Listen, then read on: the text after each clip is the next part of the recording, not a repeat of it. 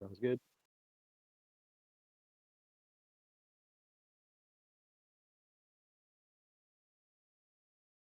Thank you.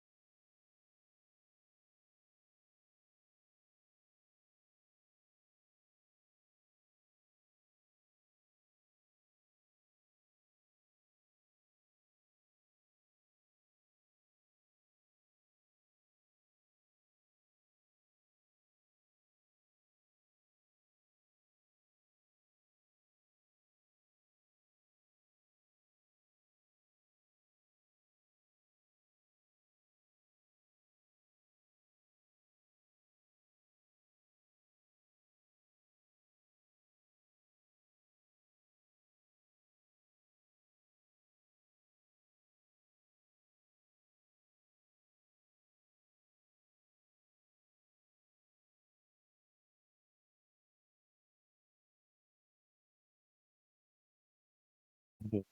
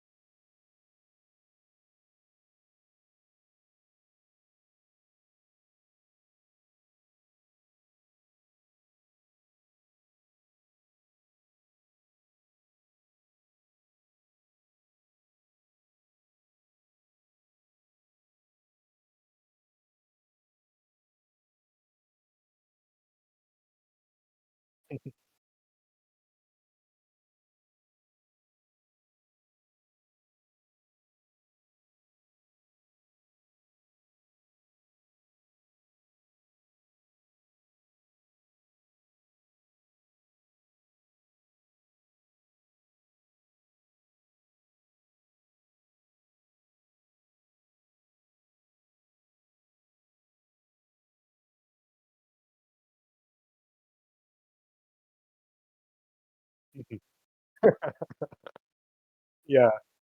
Um, yeah, that definitely you responded with something good in the last campaign when I asked for that.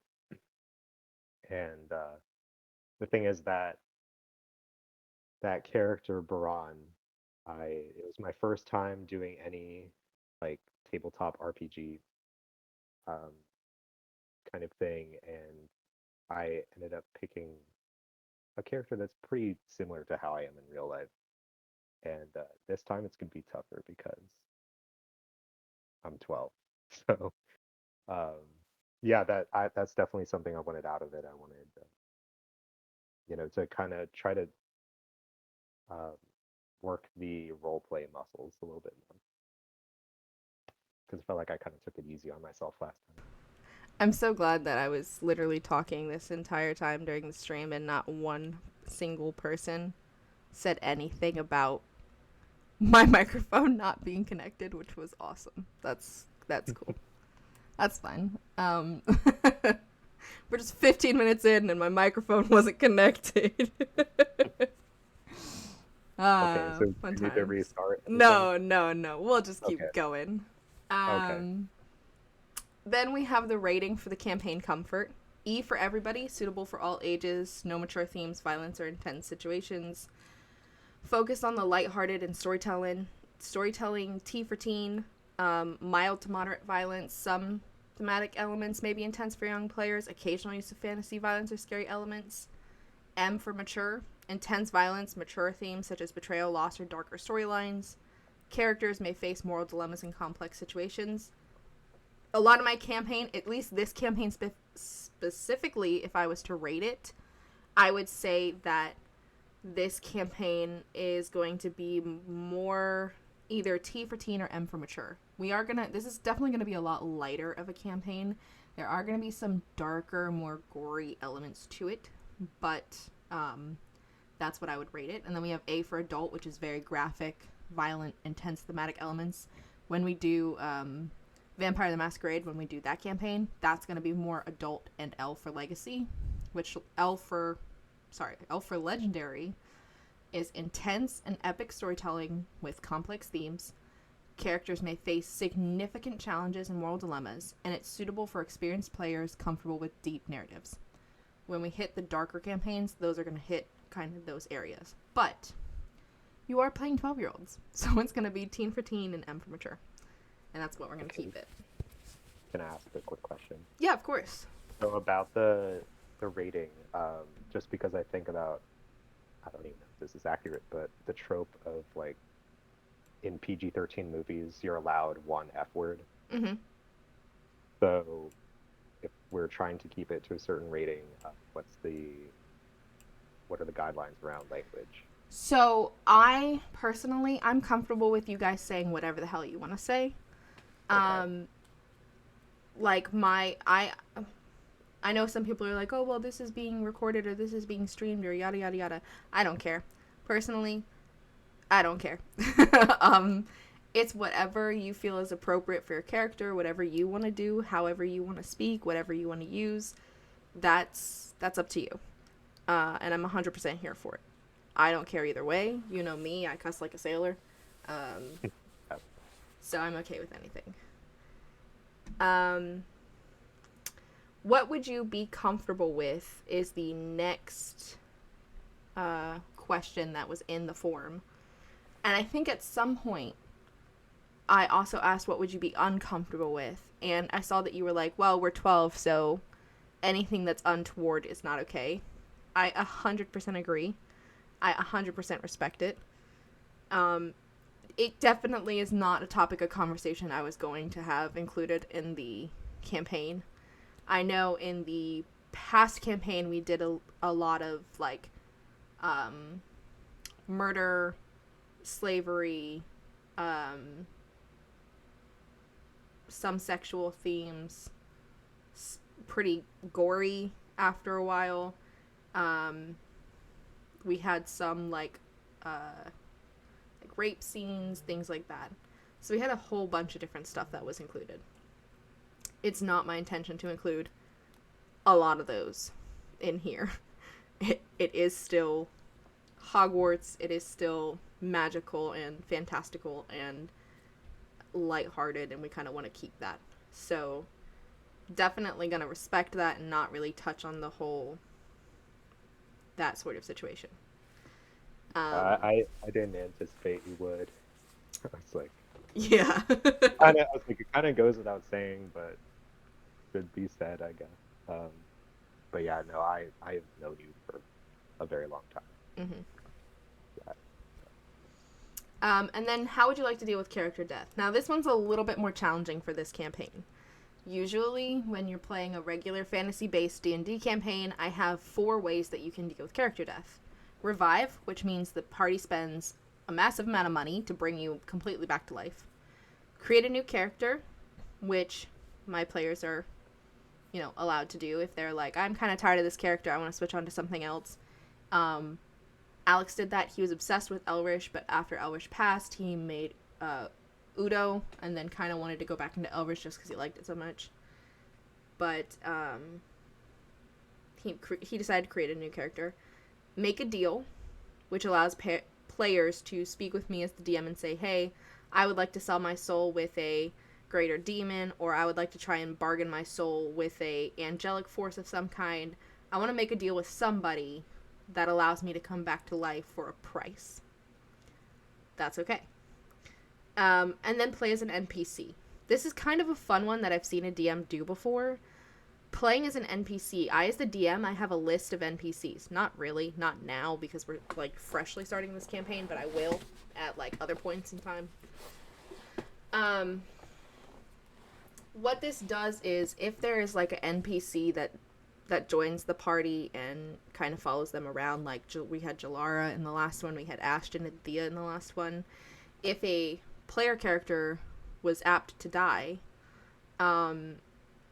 then they could be like, I'm going to take over one of those characters, and I already had a pre-built character sheet and storyline for them. So I would have been like, here you go, hand over the whole packet of stuff and run with it. And that not only it takes an NPC off of me as the DM, but it also now brings to life that character, because now we have a voice to it. We have a body to that character instead of just the imaginary figure that they are. So I thought that was kind of cool. And I was like, holy crap, this guy is bringing in people, and instead of letting them create new characters, he's literally just giving them NPCs that he created, which is awesome. Yeah. And I don't recall my response to that, actually. I don't know if I probably said re-roll. I think it was a create a new character. Because Yeah, I was like, yeah. revenge arc, question mark? Yeah, but I never thought about the playing as an NPC in terms of taking, giving you a little bit more bandwidth. But I think that would be pretty cool as well. That's probably how I would lean. I would lean towards playing an NPC for this one. Yeah, so I definitely think for this campaign, the revive and make a deal would be a little bit difficult. Okay. Because we have a little bit more common life, like regular day-to-day life in this. So Yeah. the revive is not technically possible unless it's like a very quick like CPR kind of thing. That's a little debatable. So this one's gonna kind of lean more towards the create a new character or play as an NPC.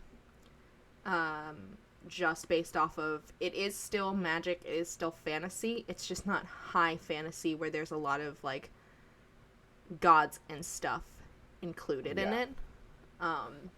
Different kind of magic. And then romance, of course. Players' comfortability level with romance. Player character, non-player character. Last campaign we had a player character and an NPC. We never really have had a player character and a player character, mostly because we all know each other really well. And some people are like, it's a little awkward, DM. I don't want to romance this person. That's fine. You don't have to. Romance Yeah, doesn't have to be an option. It can I think be, but it doesn't have to be. I think Baran, and I think it was funny.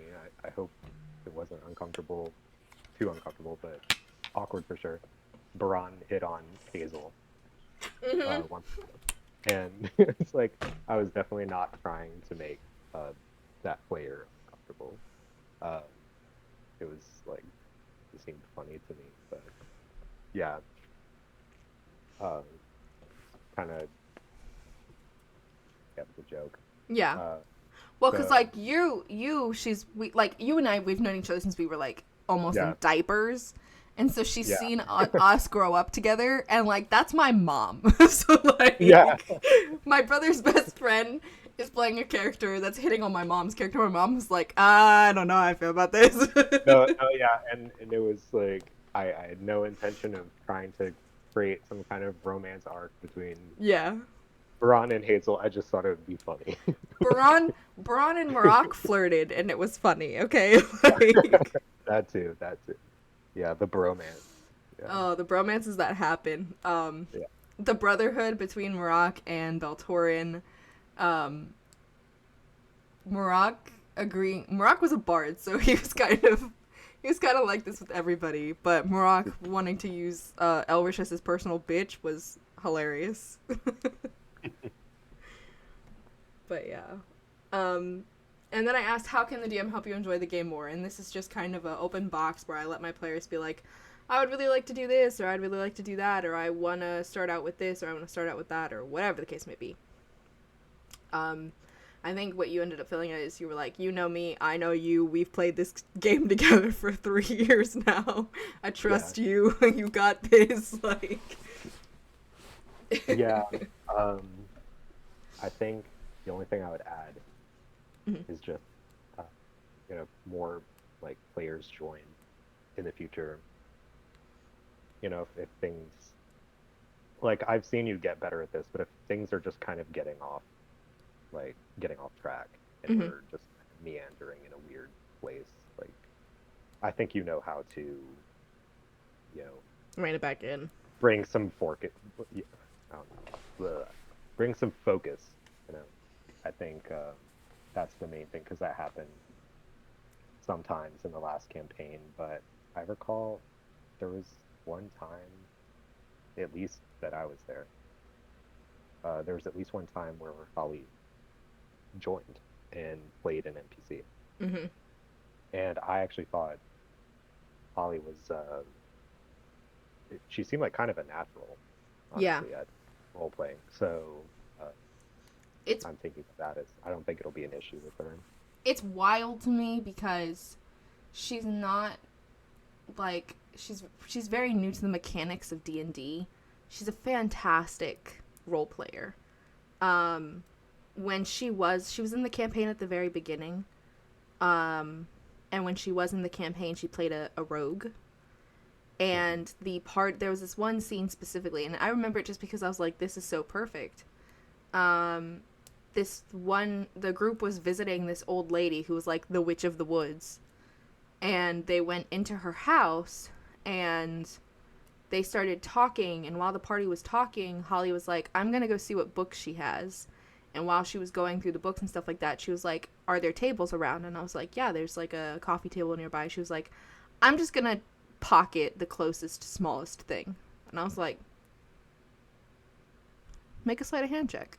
like like she was just meandering around kind of nonchalantly looking at things and was like, I'm just gonna grab something and rejoin the party afterwards. And I was like, holy shit. this is this is dope. Like, so she knows how to play it very well. um yeah, she's very good at role play, and so it's going to take a little bit to give her the mechanics and help her understand the mechanics of things. This is also another one of our kind of more homebrewed. I mean, we have a little bit of a guideline for this campaign, but it's a little bit more homebrewed than anything else. Okay. And then the last question was, are you okay with being recorded? I ask this because some people are like, do I have to show my face? Do I have to speak? Or do I have to do anything? I record it because the first mistake I didn't do in the first campaign was record the sessions. And we had such wonderful moments that I would have loved to have made like a end of campaign kind of clip reel. So that also helped me go back and when I don't remember what happened the previous session, I can go back and kind of rewatch it, give myself a bit of a refresher.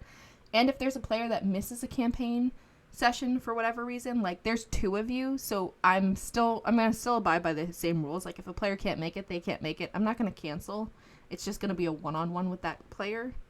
But if a player misses because they can't do it for one reason or another, then they'll have the recording that they can go back and watch and see what they missed. So that's part of the reason why I'm recording. That's a whole main reason why I'm recording. Is 1, for all the amazing, phenomenal RP moments that we have, and 2, so my players don't get lost, and 3, so I remember. And you said that you were okay with it. I'm pretty sure Holly's going to be okay with it later. My mom was the one who was like, do I have to show my face? And I was like, no, you don't have to show your face. It's fine. You're good. Yeah. So yeah, I think that would be cool too with the one-on-ones, like along the line if they happen, or they will, kind of be like a little. I hear that the Witcher books are like this, that there's chapters that are from one character's perspective or another. So I haven't read them. I can't actually testify, but for instance, I think it was the sequel series to the Percy Jackson book were kind of like that. There were chapters that were told from one person's perspective versus another. It'd be cool, kind of like that. yeah. There's, time where we're together, and then there's time where one of us is on their own. Yeah.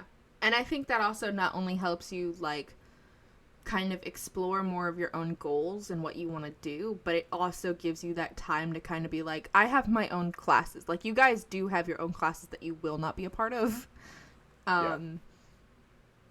So, yeah, Right. that's the best way I can describe it, is that you'll have your own stuff that you'll be able to do.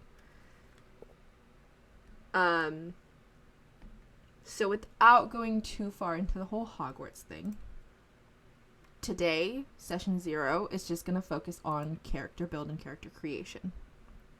So you have your character set up. You sent me your backstory, which was beautiful. I'm very excited.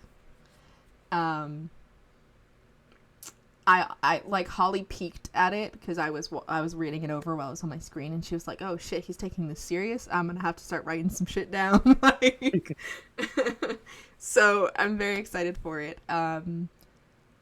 You've kind of answered some of the questions that I would typically ask during session 0. I know a little bit about your character. We've talked about how where your character comes from, there's a little bit more mystics and kind of occult like stuff. So magic maybe not be as predominant. You do have your character sheet, and your character sheet's filled out, yes? I believe so. I think you sent it to me. Yeah, I did. There's... Oh. Did I not save? Okay, my background field is empty. Awkward. So I sent you the background, so I can add that in. Do you have it pulled up for the stream? Yeah, I do. On screen? Okay. I don't know why. I could have sworn it. Because I typed it in my character sheet and then just copy pasted. Oh my gosh. Yeah, so other than that, my character sheet is pretty much filled out. This looks awesome. This looks so cool. I can read just for stream purposes. I can read my background. Yeah. But I try to... That's fine. That works for me. Okay. All right. So what I sent to you was, okay, so my character's name is Alban Marashi. He's from uh, an Albanian family in Kosovo, which modern day Kosovo is like vast majority Albanian, but it wasn't always. So, well, I guess it was always majority Albanian, but not as much as it is today. So the intro is Alban's non-magical family fled from Kosovo a couple years before the independence war was declared in 1998. Alban was just a small child, struggling to find their place in British society and noticing Alban's uncanny knack for causing magical whoosy what's it to occur. Well, they managed to ferry him off to Hogwarts. Uh, I realized that I was supposed to say his family. It's okay. The the promise of a better life was a major factor, but as it turned out, the aftermath of Harry Potter's contest with Voldemort wasn't quite finished. You see, it's 2008. The war in Kosovo has just ended, and most of the world recognizes Alban's homeland as sovereign, but not all, and certainly not those most relevant. The bitterness remains. Serbs hate Albanians, and Albanians hate Serbs. Kosovo remains a battleground to some, and in some neighborhoods, it looks like it. Parts of Hogwarts remind Alban of the images he has seen of his home country. His family's hope of returning one day drives Alban to learn all he can about defensive magic. He derives support from the Kosovar diaspora in Britain, but he begins to notice parallels between what has happened to his family and what has happened to Hogwarts. It is unclear how challenging it may be for a young refugee to make his way at an elite magical academy steeped in centuries of British culture. So that's the background for Alban. And you are representing the Gryffindors, which more power Yes, to you. a Gryffindor. A Gryffindor, the only Gryffindor we have. Gryffindor. uh, Which I don't. Well, okay. I won't ask what Holly's is. Yeah.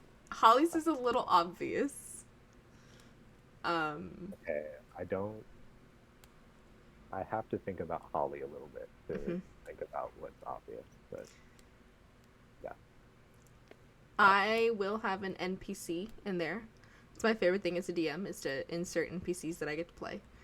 Um, which is a Hufflepuff character that I created. Which if I can find her backstory, I shall. Also, I said this privately Mm-hmm. to the DM here, but because of the timing of this story, Alban may or may not canonically know Dua Lipa and Rita Ora. And Rita Ora and Dua Lipa.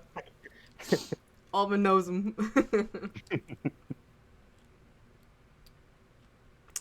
So the NPC I created, which this should not surprise you at all, is Honey Wildthorn, who is a first-year student that is sorted into a Hufflepuff house, but she comes from a Slytherin family. She has an older brother, Jacob, who's about 5 years older than her. He's a fifth-year Slytherin, and they live with their grandmother. Um, she's fresh. She's brand new. She knows nothing about nothing and nobody about nobody. But she kind of clings to her brother she's like, help me, I don't know what I'm doing. So that's Honey, and I think I have her character sheet somewhere. I don't remember. I'll find it later. Um, There, I kind of wonder about the dynamics between the houses, especially Slytherin and the other houses, in the aftermath of the Potter Voldemort thing. mhm. So let me So it's tell you yeah, about a little bit about the history as to where we're at so far. sure. So it's 11 years past Harry Potter killed Voldemort in the Battle of Hogwarts. Um, Hermione Granger took over as the Minister of Magic. Minerva Okay. McGonagall took over as the headmaster, headmistress. Um, and Harry and Ron are who knows where. Holly's gonna get on me for not being accurate about shit, but I'm doing what I can, bro. um, It's session 0. yeah. So, our intro to this whole campaign is it's been 11 years since Harry Potter killed Voldemort in the Battle of Hogwarts, and the unfortunate truth that applies to muggles and wizard folk alike is that in battle there are sacrifices and losses. Many teachers and students were lost in that battle, and it left Hogwarts in absolute shambles. With the faculty staff reeling and the student body traumatized from everything that happened, Hogwarts decided to shut down for a while. Most wizarding parents were teaching their children at home, and 11 years later, here we stand, with Hogwarts being repaired, fixed, and reopened. At the entrance of Hogwarts is going to be the first group of year ones. As of 2008, Minerva McGonagall is officially appointed headmistress and begins the long process of repairing the school and hiring new staff. This year is bound to be different, but when strange rumors start to spread about the school, it only takes a matter of time for a group of friends to find themselves flung into the middle of it. And that's our introduction for the Darkest Hour. But session 0 starts a little bit before then. What we're going to do now is delve into session 0 fully. It's early one morning. Your parents are downstairs.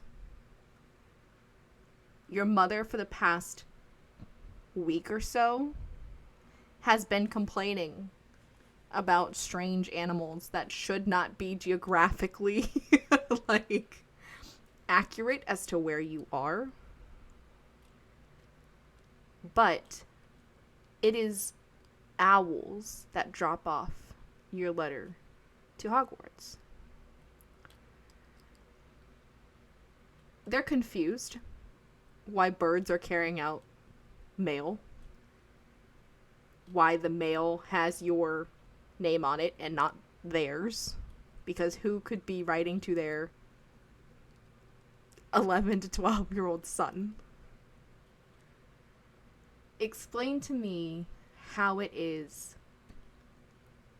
that you and your parents first kind of find out about Hogwarts. That's like maybe not as widely spoken of, not really well heard about.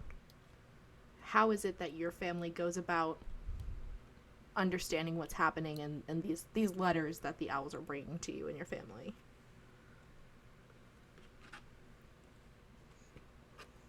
Well, I think this is part of a set of cultures that interprets a lot of things as omens that is, like from an American perspective as a player. Mm-hmm. Like, this is a culture compared to America that's a little bit more spiritual and is going to see a confluence of owls as very significant. And if it's a summons to a magical school in the United Kingdom, this is going to raise eyebrows. Mm-hmm. There have been moments before where Albin's talents have been noticed. And so I think there's going to be some skepticism. I think that Albin's family is going to wonder if this is some kind of trick, but they're going to want to believe that it's a genuine opportunity and that there is a place out there for Albin to hone these talents. And I think they're going to want him to pursue that opportunity if it's legitimate. Mm-hmm. But I think there's going to be hesitancy there. And I don't think Albin's family in Kosovo will necessarily have heard of Hogwarts. Gotcha. I've never heard of Kosovo, so it's a fair trade. So I will Then allow the expert to to teach all of that as we progress. Tell me a little bit more about Albin's first kind of weird moment with like he's not a normal kid. That this doesn't happen to normal kids. Like explain how that came about to me.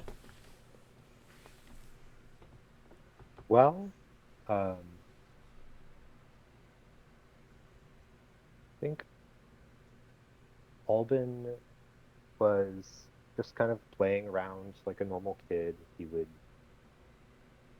you know, run around in the forest, jump into piles of leaves, and he would notice that in the fall he could cause the dead leaves to turn different colors. They wouldn't become green, they wouldn't turn into healthy living plants or anything, but they would turn redder or more brown. Uh, And you would notice sometimes in the spring when the trees were healthy, sometimes leaves would start falling from them. And he would kind of look at it and think, that's weird. I don't know why this tree is shedding leaves. It's May, right? Mm-hmm. So that's where it started. But then it became a matter as far as his family, how they realized there was something going on was they'd be at dinner and Albin would be eating something he didn't particularly like, and his mom would tell him, "No, you're going to eat what I give you, and you're going to finish all of your food." And then a like a piece of china would fall out of the cabinet unexpectedly, Mm. and this would happen like way too many times right after Albin was told to eat something he didn't like. So it kind of started with little things like that, and but let's say Albin always had an exposure to things that felt like magic, and so would his family as well. The reading of coffee grounds, Mm-hmm. well, the big thing in Turkish culture and other cultures as well. Um, Albin always, for most people, they look at the coffee grounds in the cup and they look for different shapes that mean something to them, and they'll give an interpretation of what what information this is conveying about the person who drank the tea. And it can't be read by the person who drank the tea. It has to be read by someone else. Somebody else. Uh, Albin, what's different about him is those grounds that he saw in other people's coffee cups, they were moving. Mm. And so it wasn't just a little static shape that he was seeing. He was almost watching like an old film Mm-hmm. uh, that's kind of scratchy and poor definition, and it's brown, like yeah, like old tape film, low frame rate. It just looked like you know kind of a puppet show through, Grainy. but Alden could see things moving. Yeah. And yeah, and there was a moment where he turned to his mom and asked her late at night, like when he was being tucked into bed, "Mom, how do the how does the coffee move when you're reading the cup? Does that work? How does it move?" And his mom just kind of blinked at him a couple times, didn't know what to say, just kind of stunned. So Mm-hmm. like, honey, it doesn't move. And Albin would just say, like, "Oh, Mom, like I saw two people hugging in a coffee cup. I saw them separate, and then they hugged, and then they stopped hugging." And yeah, his mom then probably thought to herself, do I need to take Albin to the hospital or, you know, I but can imagine at like some point, like especially with the China dishes, your parents being the skeptics but spiritualistics that they are, thinking, okay, maybe they're being haunted by a spirit, and then tying it with how often it happens with whenever you have some sort of emotional reaction to something, and thinking, okay, my child is possessed. there's something wrong with him. We need to take him either to a doctor because he's just mentally not okay, or we need to call a holy person because he's possessed by something. yeah.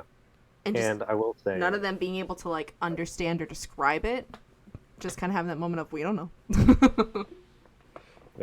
like I'll be playing an Albanian character in this campaign, and I know 100 times more than the average American Mm-hmm. about that culture, but I actually know a lot more about Turkish culture, so I might be sampling from that as well, and I might not pick up on differences there. But I won't know the difference. yeah, just in case you happen to have Albanian that viewers. that'd be wild. But for this character, um, I if I were a betting man, I would bet that to Albanians they would refer to any otherworldly forces as jinn. Hmm. Not any otherworldly forces, but the kinds of things that make weird otherworldly stuff happen around you as jinn. Like Irish would with Faye. Yeah. Yeah, it's jinn. Yeah, it's jinn is much closer to fae than it is. A lot of people say it's like a word for demon, Hmm. but there are good jinn and bad jinn. Right. So I think that would be the terms they would put it in, and in Albania, uh, definitely at this time, the nearest religious person in Albania would probably be actually getting off track. Kos People in Kosovo, most of them are like ethnically Albanian, but this is in Kosovo, which is significant because whereas Albania is around, last time I checked, 56% or 54% Muslim, Hmm. Kosovo is like 96 or 97%. So the Gotcha. closest religious person would be an imam. Yeah. Um, yeah, so, but this is how they would think in terms of jinn, Yeah. I guess that makes sense. That Um, makes sense. but yeah. And it doesn't come surprisingly when one morning you open a letter that has a red wax seal to it and your name all the way to like which room in the house you sleep in, like where in your abode that you sleep in, like it that's how specific it is. Upon further inspection, you kind of hand over the letter to your mom, and you hear her read it to your dad, and it says, "Dear Albin, we are pleased to inform you that you've been accepted at Hogwarts School of Witchcraft and Wizardry. Please find the enclosed list of all your necessary school equipment and books. The term begins September 1st, and we await your owl no later than July 31st. Yours sincerely, Wilhelmina Wessex, the deputy headmistress." Your parents are befuddled. It gives them a little bit of clairvoyance as to like maybe if these people have somehow found a way to find us, they know something that we don't know.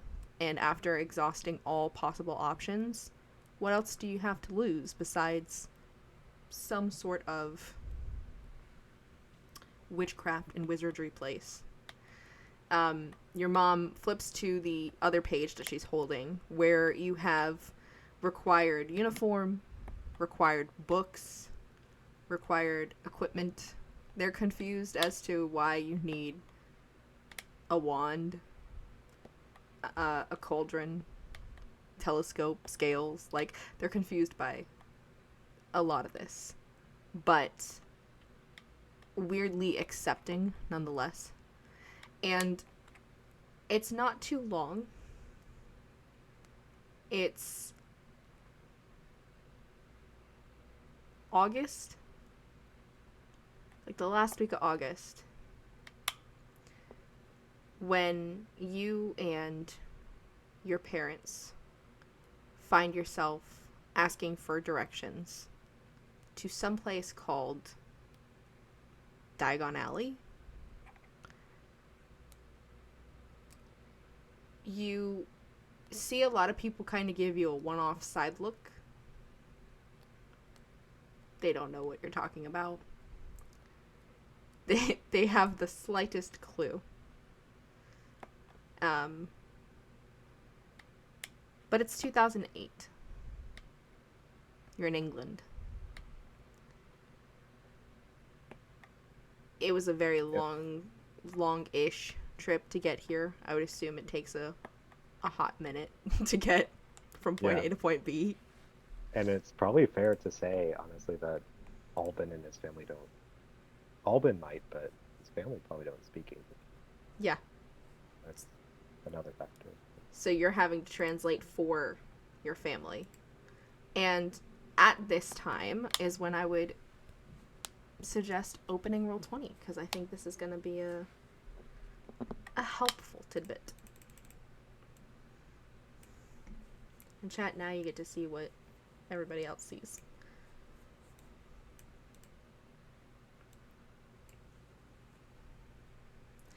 It's 2008. Not a lot of people speak English. You do. Because of your school and your training and your parents wanting better for you. Probably not the best English, but enough to where you can translate for your parents. Mm-hmm. You're having to ask grown adults where Diagon Alley is in England, and they're like looking at you like, "Okay, kid, go find your parents." Like, this is not a funny joke anymore. Eventually, at some point in time, you see a cat.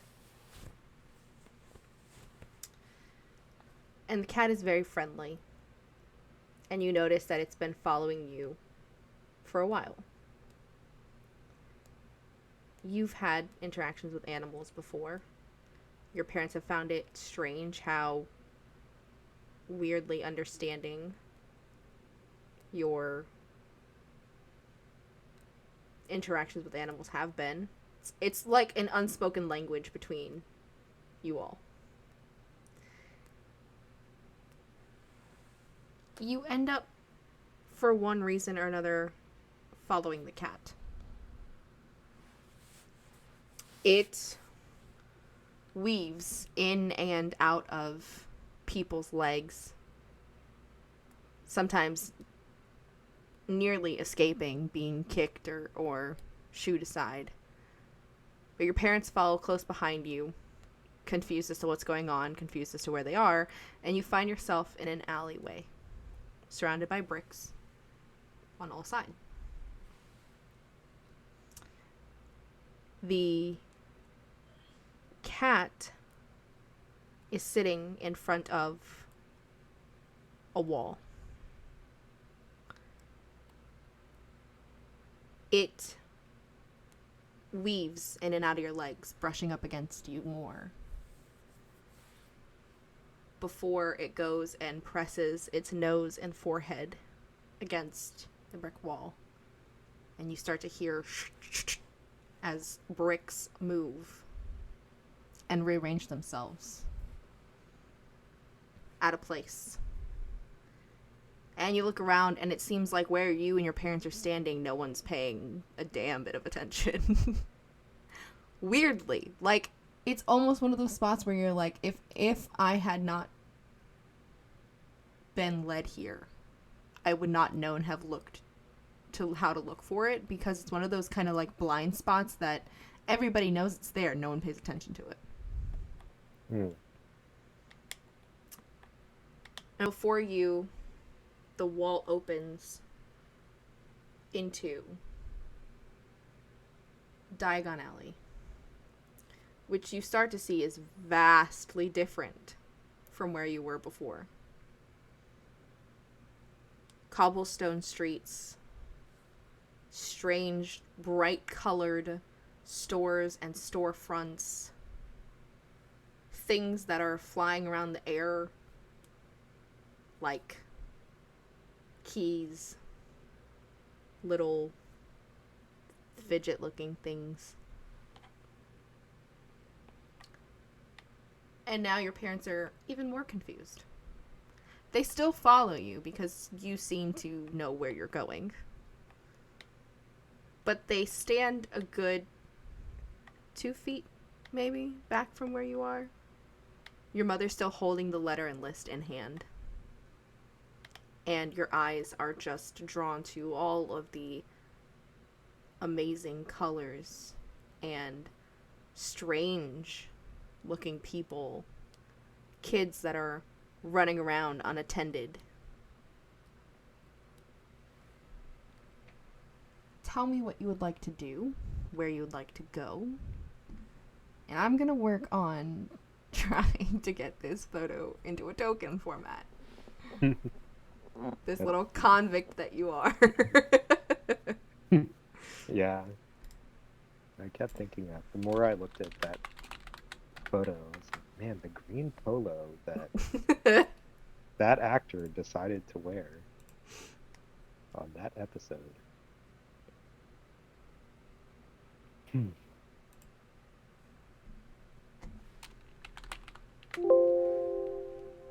Love when my computer does that for me. Yeah.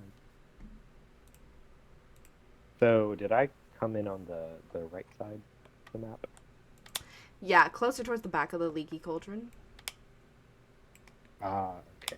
So I can't see all of it. Oh, there we go. You're good. You're good. Let me get your little... My computer's just being slow. You are okay. So we'll say that you came in more towards here. Okay. Let me give your little character to is. yourself. Oh, shoot. That's funny. No, I did it correctly. Okay. Alrighty. So you're there, and your parents are there with you. Your mother holding your shopping list, for lack of a better term. And, your acceptance letter. And your parents are just wide-eyed and looking around at everything. What would you like to do first? I'm gonna follow the animals. Okay, so I see this owl emporium. A sign for the owl emporium nearby. You do. You do. It's I would like to... this one. Yeah. So I'd like to try to figure out what kind of animals are around here. Okay. Like animal shops. Sure. Sure. I think, let me check my... You did mention... You do. I do know you have a... Animals. You have a... So do I have the bat familiar? I won't already? I won't assume so. It'll probably be something that you get. Yeah. It is a bat, right? Okay. All right. Yeah, that's what I'm thinking. Like that, I want to end up.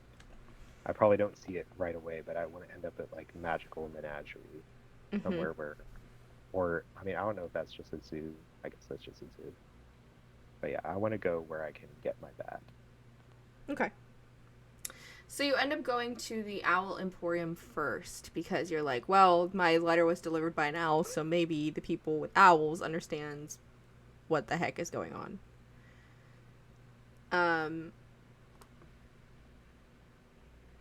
you get there, and you are greeted by a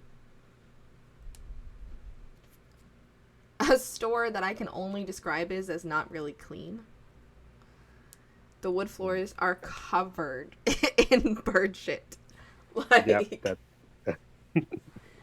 and feathers. You see that's a terrible combo. cages of different sized and different colored owls. Tawny owls, barn owls, snowy owls, gray owls. All of them, their heads turn. It doesn't matter where their body is facing, their heads just turn anytime that little bell goes off and the door opens. And behind the front counter is what I can only describe as the most pot-bellied, I hate my job kind of man, like an older gentleman. Think of like old mailroom men, where they have that little kind of hat on them and the apron and everything like that. That's what I think of. But you find yourself in the Owl Emporium, and he kind of looks at you and looks at your parents, who are like now looking around at all the birds that are staring at you. Like, and your mom just hands you the shopping list and your acceptance letter. At this point, they're sitting here like, we don't know what we're doing, we don't know what's going on, but we're just kind of gonna follow along and see, you know, make sure, I guess, that you get everything that you need and somehow get to where you need to go. So what is it that you would like to accomplish while you are here?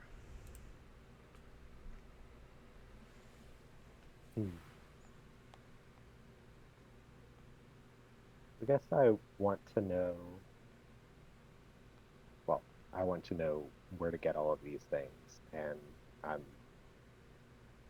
probably only slightly less bamboozled Mm-hmm. than my parents are right now. I'd like someone to sort of tell me where to go.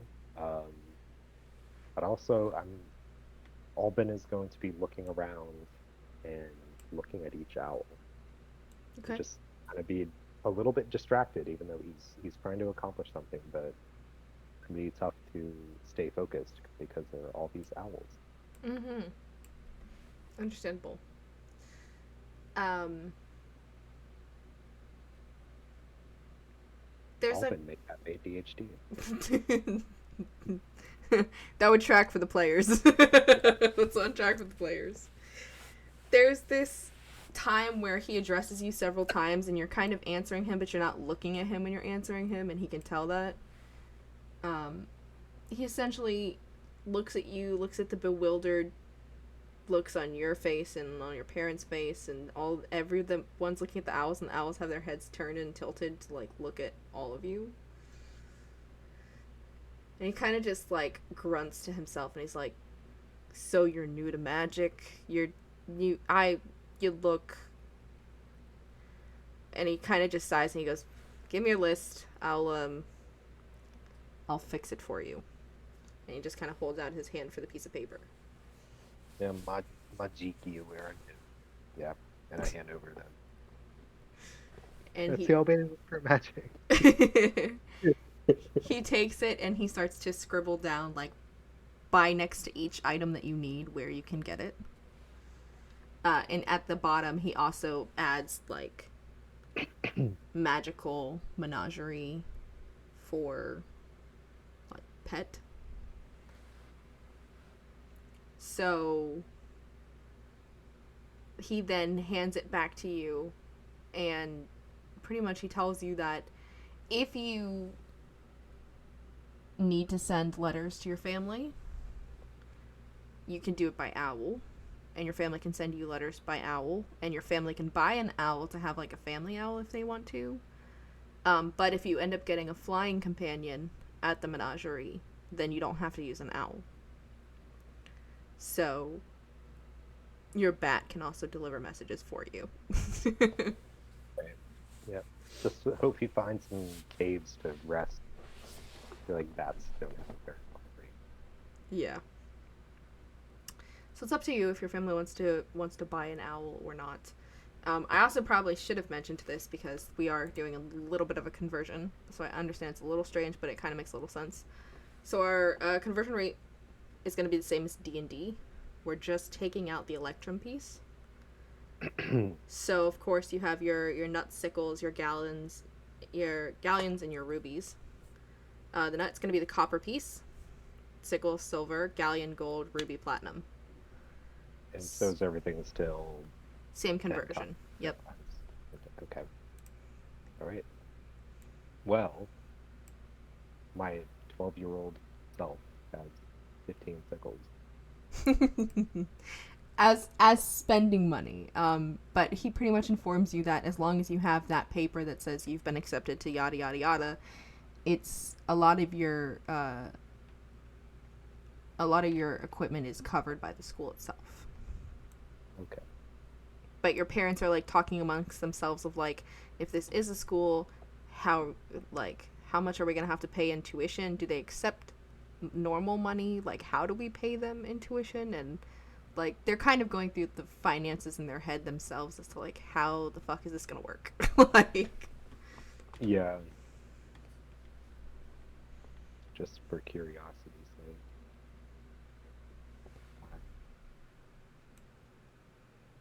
Kosovo used the euro. mm-hmm. Okay, Albania has a different currency. All right, no euro. Um, okay, so yeah, Albin doesn't like. Albin notices his parents talking and feels a little bit guilty. He doesn't want them to be worrying Mm. about. So Albin will kind of walk out of uh, the Owl Emporium and look for some of those other places on the list and try to get some of the other things done on the list. Okay. So So as I'll per go to the magical menagerie. yes, as per the list, you know that he's written down that you have to find a place called the Magical Menagerie. He also wrote down that you have to go to Madame Malkin's Robes, the Potage's Cauldrons, a place called Ollivander's, Gringotts Banks, and the Apothecary. I think that's it. Yeah, I think that's it. So those are on your list of places that you can go to. But of course, you being the 12-year-old ADHD, however many boy that you are, you're like, Magical Menagerie! That way. You kind of don't see a ton of like street signs. This is very much of a town unto itself. But you meander and wander your way through the streets. Kids your age dressed in all black robes. Some of them with different colors. Well, no, they wouldn't have colors at this point because they're not sorted until they get there. Disregard that. Me and my orange polo. Yeah, you and your orange polo looking like a criminal.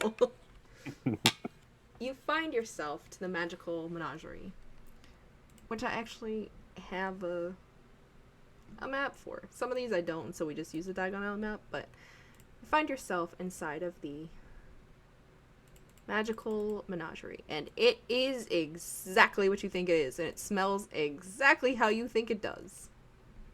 Fantastic. It smells great. There are a plethora of animals here, and some of them you have never ever seen before.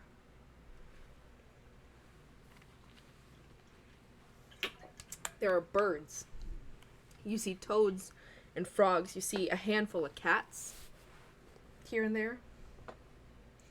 You see some snakes, and you see that there's a young girl who is at the counter, and she is currently in the process of buying a snake. But you also see what you can only describe as a tumbleweed-sized hairball. And you see two little beady eyes and a very tiny pink nose. And you're like, what? What the hell? What is this thing? Yeah. Alban kind of tilts his head and he's like, what? Even if I look at it at a different angle, I'll figure out what that is. Yeah, and your parents are also like looking at it confused. Your mom pretty much states like she thinks that that's it looks soft, but she's scared to even touch it. Like, and you see that it keeps nudging its little cage forward onto the table that it's in, and this very, very long tongue just reaches out from its cage and scoops up some of the like little treat jar that's nearby. And you see this woman who's like, she just like sighs and she walks around from behind the counter and picks up the treat bag, closes it, and then brings it back with her.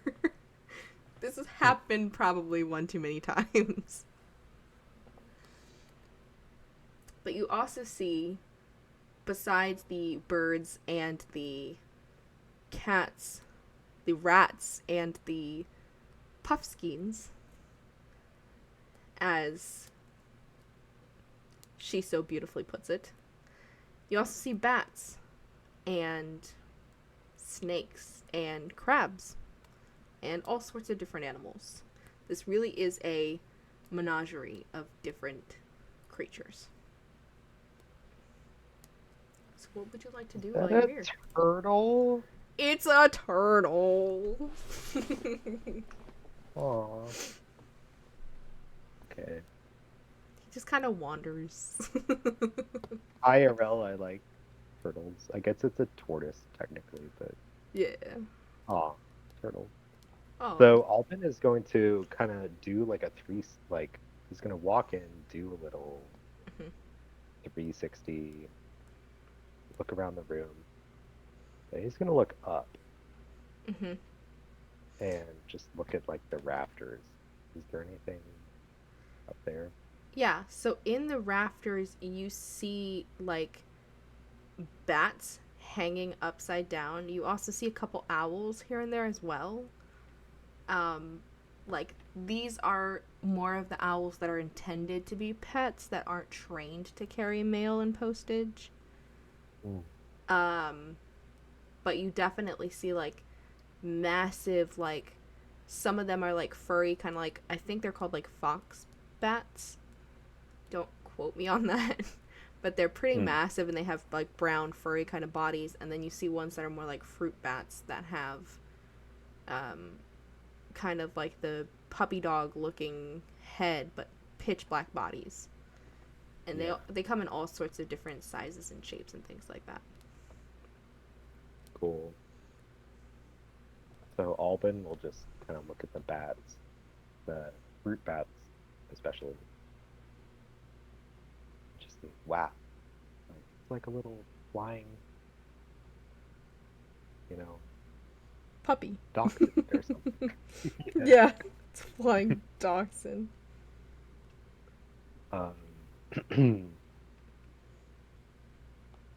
So I guess Alban will just be wandering around blindly, looking into the rafters after the bats, just unaware of his surroundings. And I guess he'll be making his way toward, I guess, where's the counter? The counter is probably more like back towards the back where the birds are. You see that the young girl who finishes paying, she kind of leaves the cage with the lady, but you see kind of snaked around her, like wrapped around her wrist, almost like it's some kind of bracelet, is this just very pale albino white, like a sand boa almost. Yeah. But like obviously there's defects to the sand boa. It's blind. And she just kind of hands over some strange looking coins to the lady and thanks the lady and takes the little tiny pouch of baby rats and just leaves. Like she turns to leave, and you kind of are like watching this whole interaction go down, and more of a like, how do these people interact with each other? But she pretty much hands over these weird coins to the lady, and the lady's like, now remember, only one. Just feed them one baby rat at a time. Do not overfeed. She's like, yeah, I got it. I will make sure to take good care of him. Thank you. And she's like, of course. And she just watches the girl just kind of like, she turns and she kind of like catches your eye, and then she just kind of does that kind of subtle like nod of, okay, I recognize there's like another child here that's my age. And she just like starts to walk out towards the door. What would you like to do? I'd like to march up to the counter and say, I want to have a pet, and then I'll just whip out the list and point to the item about having a pet, and like, and then I'll kind of point to the counter and say, like, do I need some of those, like the money that she gave you? She looks at it, and then she kind of like looks at your family, and she goes, well, dear, first off, we have many pets here, and you're more than welcome to look around and pick and choose. Just be careful sticking fingers into cages. Some of them are a little bit more aggressive than others. If you do not have this money, I suggest that you head to Gringotts Bank first and set your priorities out there, and then you might have an easier time shopping. Okay, so is that how the letter works then? So when you're saying the acceptance letter means like I could get a lot of these things because I'm a student. Do I have to take that to the bank first, or do I? Because I showed the list. Yeah. No, she sees the list, and she sees that like you're a student. So a lot of like your textbooks and your uniforms are going to be covered by the school, but like your wand, your potion stuff, the pets, which are kind of like a out of school kind of thing, like it's not a necessary thing to have a pet. Things like that. So like your wand, if you had a broomstick, it'd be a broomstick. If you like your apothecary stuff for your potions, your cauldrons and things like that, those won't be covered by the school. So basically anything that's not books or clothes is not covered by the school. Aw. I know, it's so sad. The whole thing, free education.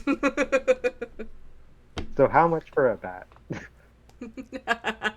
So I want one of those, and just kind of points up to the rafters, and she just looks up, and you see her kind of like make a small little, it almost sounds rodent-like, like a very kind of chittering noise, and some of the bats start to fly down to where she is, and do you see she puts out like fruits and nuts and things like that for them.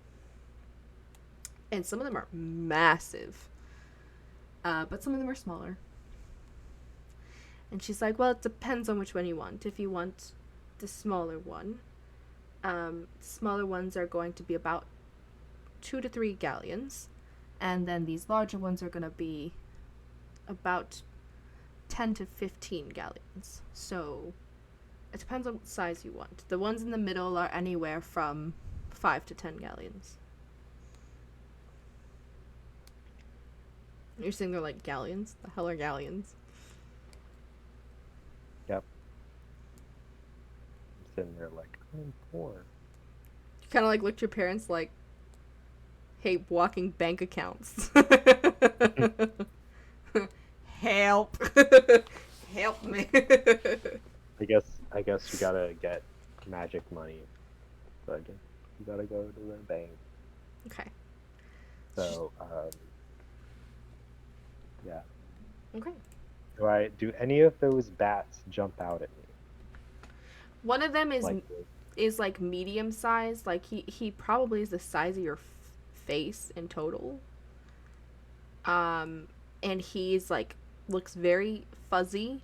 Does have that kind of like those really big eyes and the very long snout. It does have that very puppy dog like appearance. But he is very fuzzy and very black, and you see he's just watching you while he's like has in his little hands like berries, and he's just like feeding. oh, I guess they don't have hands; they just have wings, but same thing.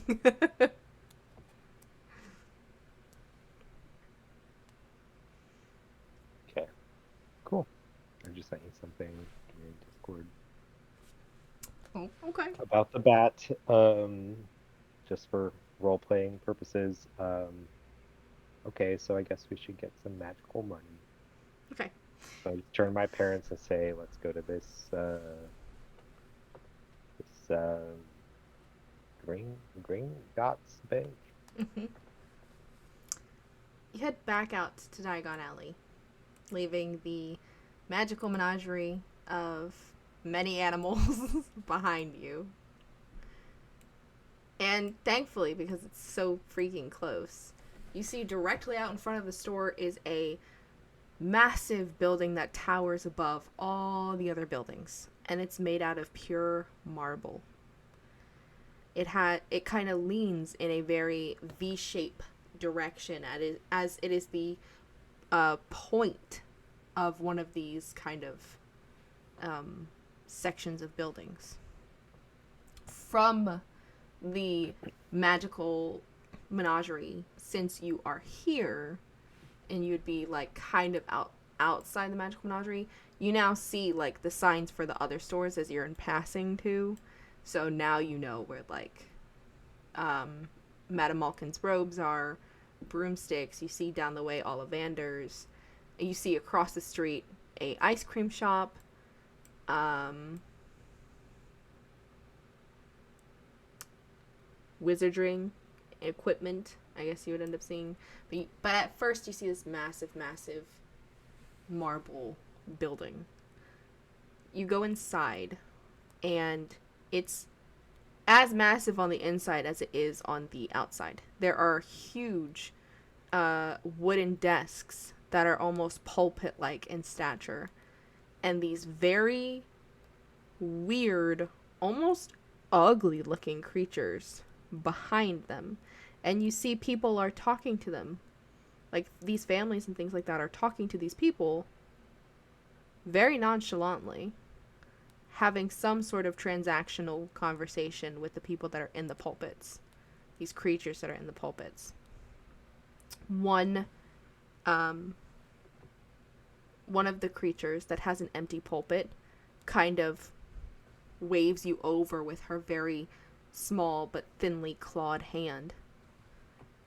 And you see that she has a kind of brownish green complexion, very, very sharp rows of pointed, almost like shark teeth, and very long, curled out ears.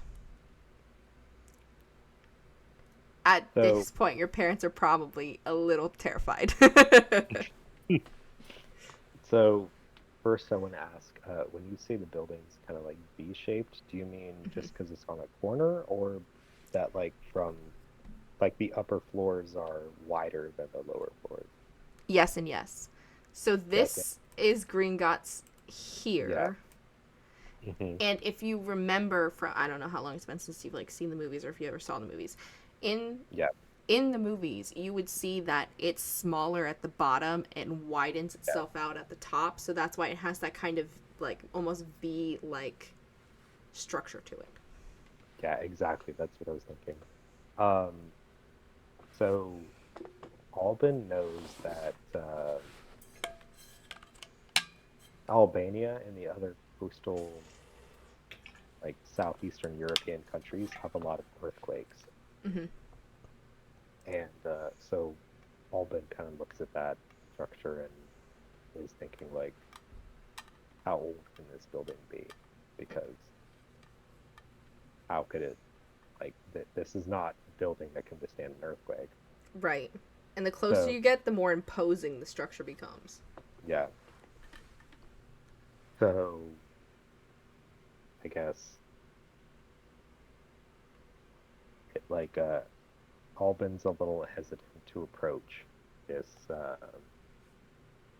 female looking being that's waving him over. But he'll walk up and just say like, how old is this building?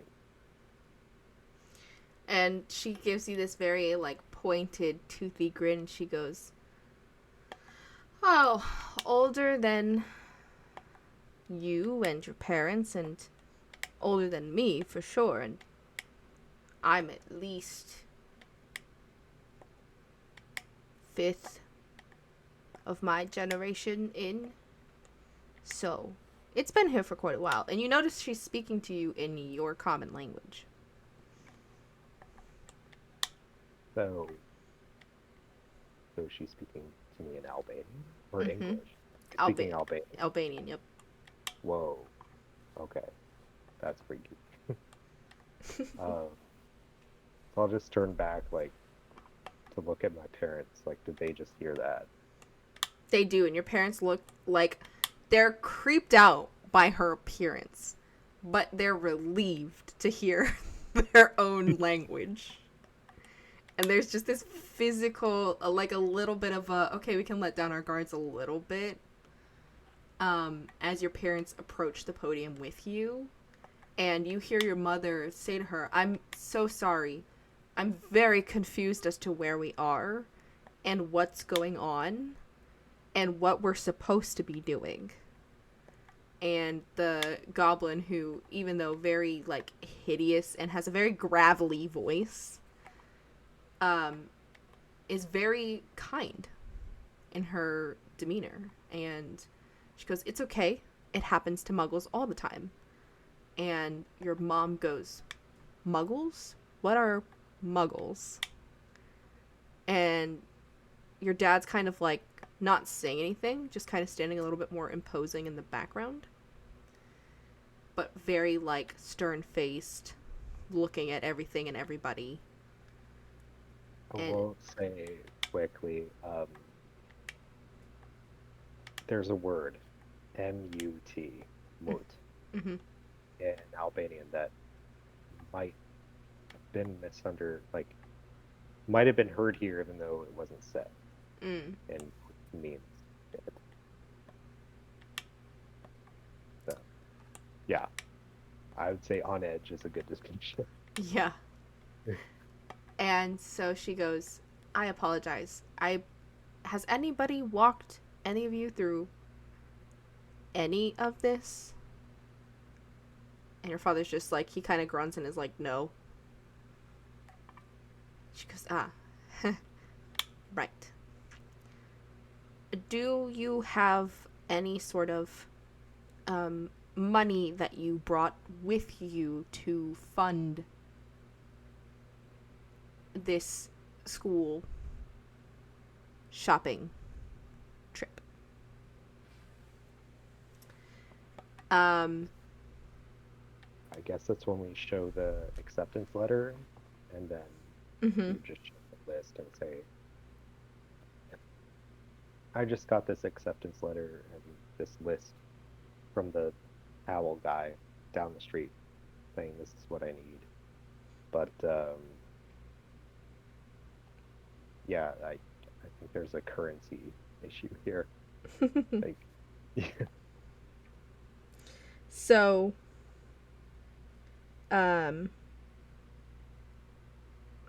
this will actually be kind of a fun thing. This will be a little bit more interactive for you. Go ahead and roll for me 4d4.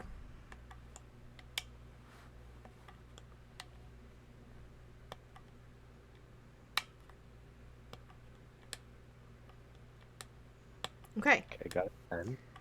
Times 10, which means that your mom pulls out the amount, I don't know what kind of money they use, but your mom pulls out the amount of money that would be equivalent to 100 galleons. So, Wow. whatever the monetary is for them, I don't know. Like you said, they didn't use like pounds or anything like that. I'd say like when we came to Britain, we just converted everything Converted to to pounds. pounds. Okay, so your Yeah. mom pulls out the equivalent of like the amount of pounds that would equivalent to 100 galleons, and just kind of holds it up like one of those people that's like, I don't know how much this is. I don't really know what what this does here. And the goblin, is very gracious, and she takes it and she kind of counts it, and then she sets it aside. And you hear some keys and what sounds like an unlocking of a drawer. And she pulls out this brown, like, cloth bag, and she sets it on the counter in front of you, and she goes, "These are galleons. This is your main currency while shopping. You pay for everything with this. There's 100 galleons in this bag. This will help fund the rest of your trip. So, you can add 100 galleons to your character sheet. So now you have 100 galleons and 15 sickles.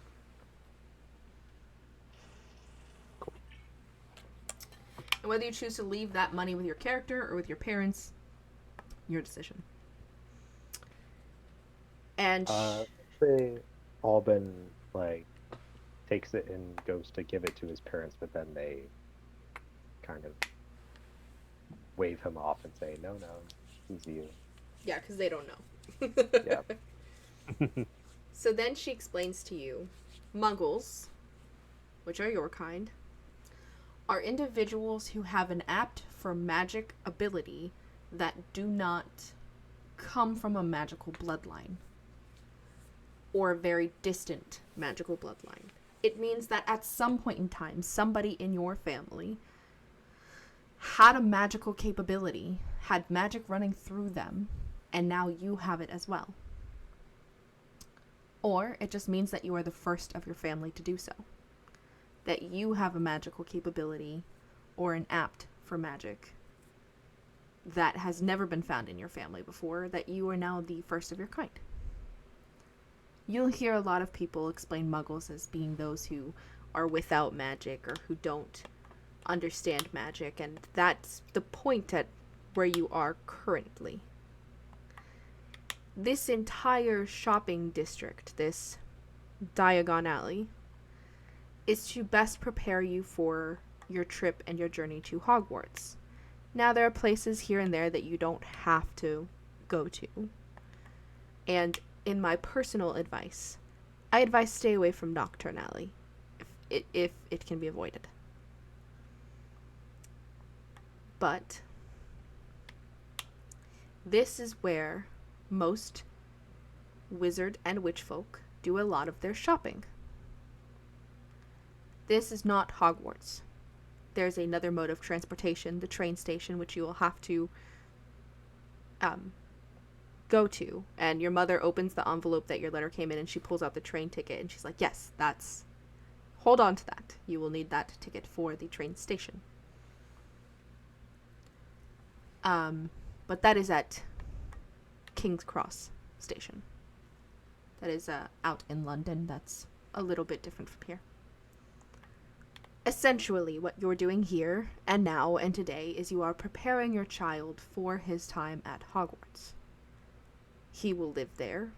He will study classes that he maybe has never even thought existed, or maybe he's never had an experience with, but I promise you he has great opportunity and chances to do unimaginable things.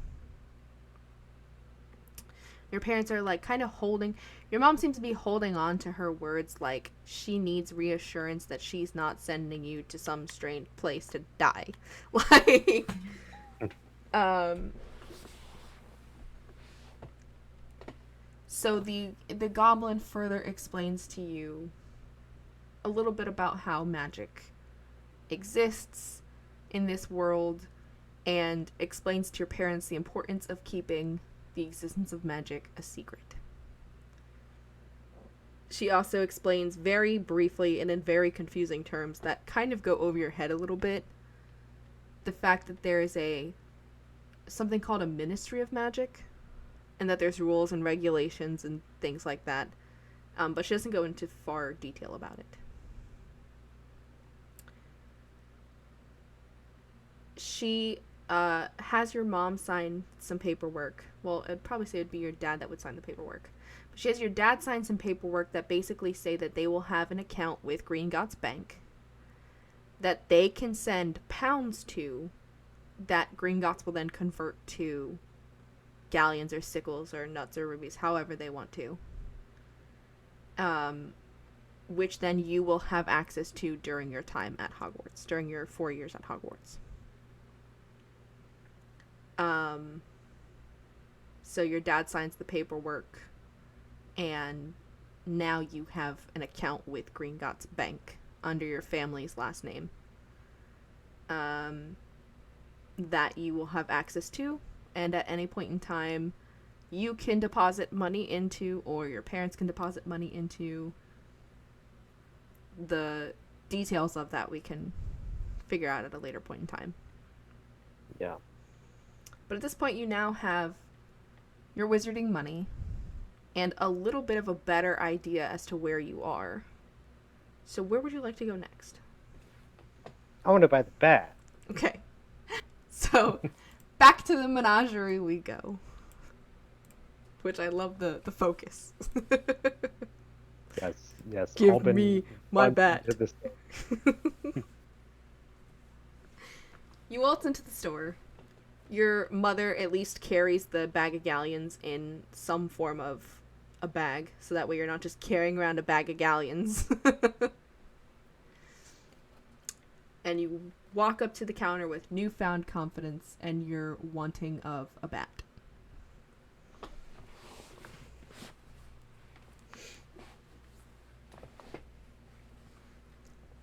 So run to the counter and just say, I want the bat. And she smiles. She smiles and she holds out some berries to you. And the bats you see are still hanging from the rafters, but as soon as you have like a handful of berries, they start to fly down and kind of like sit upon your arm and your shoulders and stuff like that and eat at the berries. And the one that was like staring at you, I have to look up what this looks like because I've never seen it before.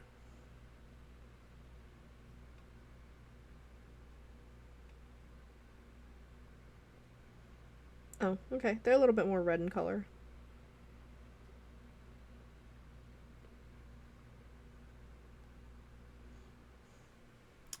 The one that was paying more attention to you has a little bit more of the furry kind of reddish coat to it. And the other ones are big and massive, and some of them are kind of heavy, and you're like, you kind of shoulder them off and they fly back up to the rafters. But this one has drawn your particular eye, and the lady behind the counter notices. She goes, "Ah, yes. We had some of his kind. Unfortunately, he was very rare and a very hard catch. But we had some monster hunters who were catching some animals and brought in this shipment from Spain itself. This one will cost you about 6 galleons due to his size. And he's pretty decent size.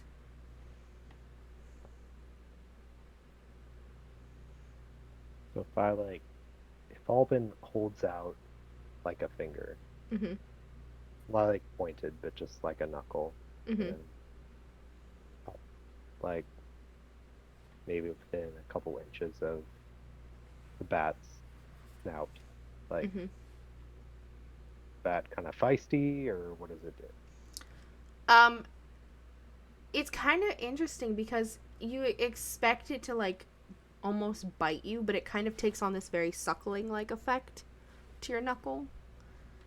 And like at first you feel a very soft like point of the teeth, and you kind of feel the teeth, and it kind of shocks you for a second, but then you realize he's not actually biting you. He's just kind of like mouthing on your knuckle. And you're like, oh, he's kind of chill. And then you kind of pet him, and he just kind of seems to, like, once the berries are done, he kind of seems to like spread his wings out and then just kind of lay his entire body in like the cup of your hands, so that way he's just kind of chilling there, and his wings are just completely out, and he's just relaxing. Hmm. Yeah, I like this one.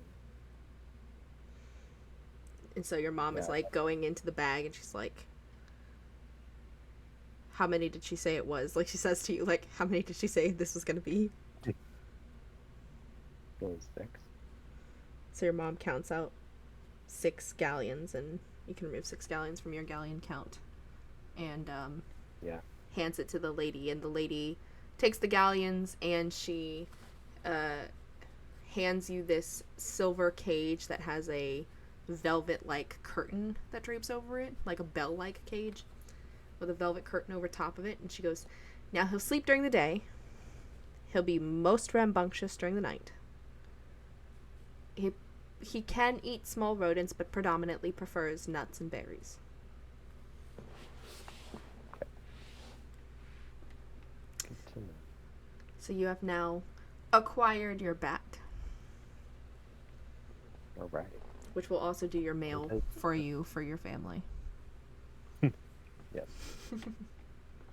Does he have a name, or I mean, what do I You can say? name him. What is the name? Do you know the Spanish word for bat or something like that? I can look it up. I might have heard something.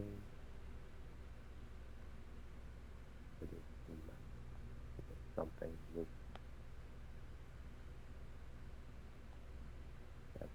Murcielago. Murcielago? Yeah. I was like, I'm gonna butcher this so badly. Yeah, so I'll just refer to the bat as Mercy. Mercy, yep. But Because I was sitting here going, let's go ahead and try some foreign words. Murcielago. yep. Okay, so we've established my bat companion is Murcielago or Mercy. Mm-hmm. Yep. Awesome. So now I just need berries Mm-hmm. and nuts. Which she gives you, like, bat food to take with you. Great. Cool. Where would you like to go next? There's so many places to we'll go back to the Diagon Alley so you can see the whole Yeah. where you can go. Okay, so we have to go. I think the cauldron shop and the apothecary are both selling this. So the robes shop, Ollivanders, the cauldron, the wizarding equipment is where you're probably gonna get your books. The Starry Prop Hester is probably where you're gonna get your telescope. The apothecary is where you're gonna get your herbology stuff. So really, the only place that you don't really have to go to, actually, sorry, I take that back. You'll probably get Flourish and Blots is where you'll get your quill, your notebooks, and your books. Because you have to get uniform, books, a wand, a cauldron, a set of glass vials, a telescope, brass scales, and then a permitted animal. You already have the permitted animal, so you're good on that. Yeah. Okay. So I guess we can go to Flourish and Blots. Okay. So you head into Flourish and Blots. And you see that there are like some parents that are walking around with armful of these massive books. You see some students that are older and they're dressed in colored robes. Some of them are wearing black robes that have hints of blue to them. Some of them are wearing green. Some of them are wearing red, and some of them are wearing yellow. Some of them are petting the books. Like, you see them holding these fur covered tomes and they're petting them like animals. And you just hear the books are growling. And your parents are like, huh? What? But as your mom kind of has now had a better understanding, she's taking on this shopping, like, this is the list. Like, give me the list. We're going to find everything that we need. It doesn't take very long for your mom to find a quill for you, because each student gets a quill and I forgot what it was. I have it on your character sheet. Why am I thugging? Like, do I have it on your character sheet? I don't know. Who knows?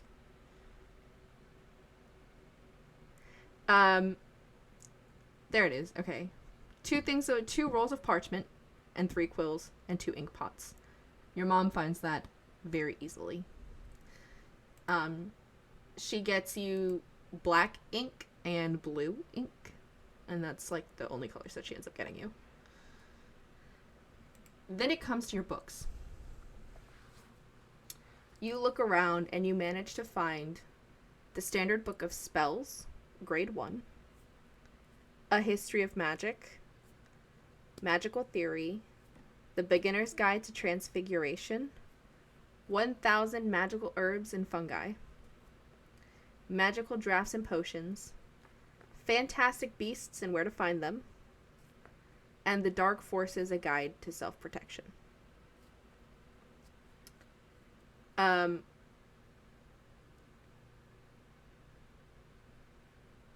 All in all, it's gonna be like 15 galleons.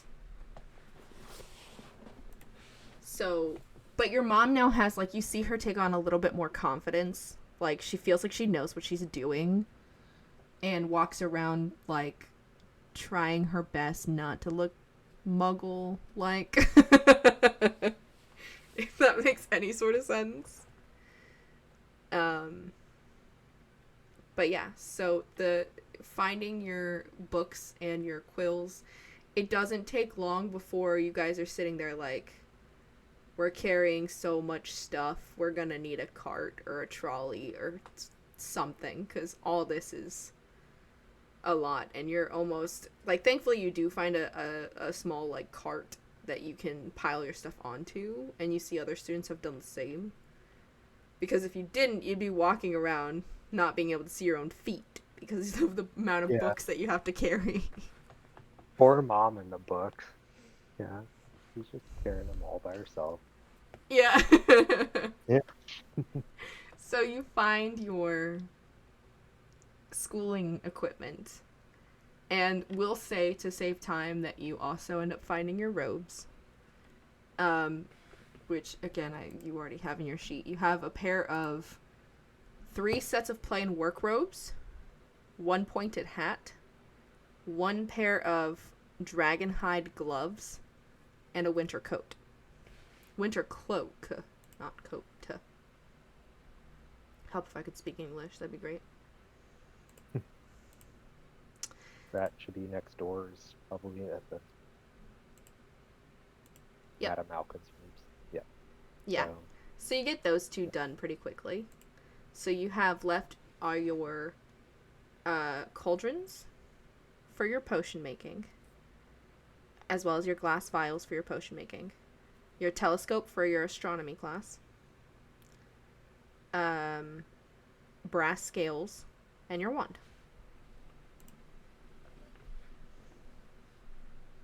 I get you. Okay.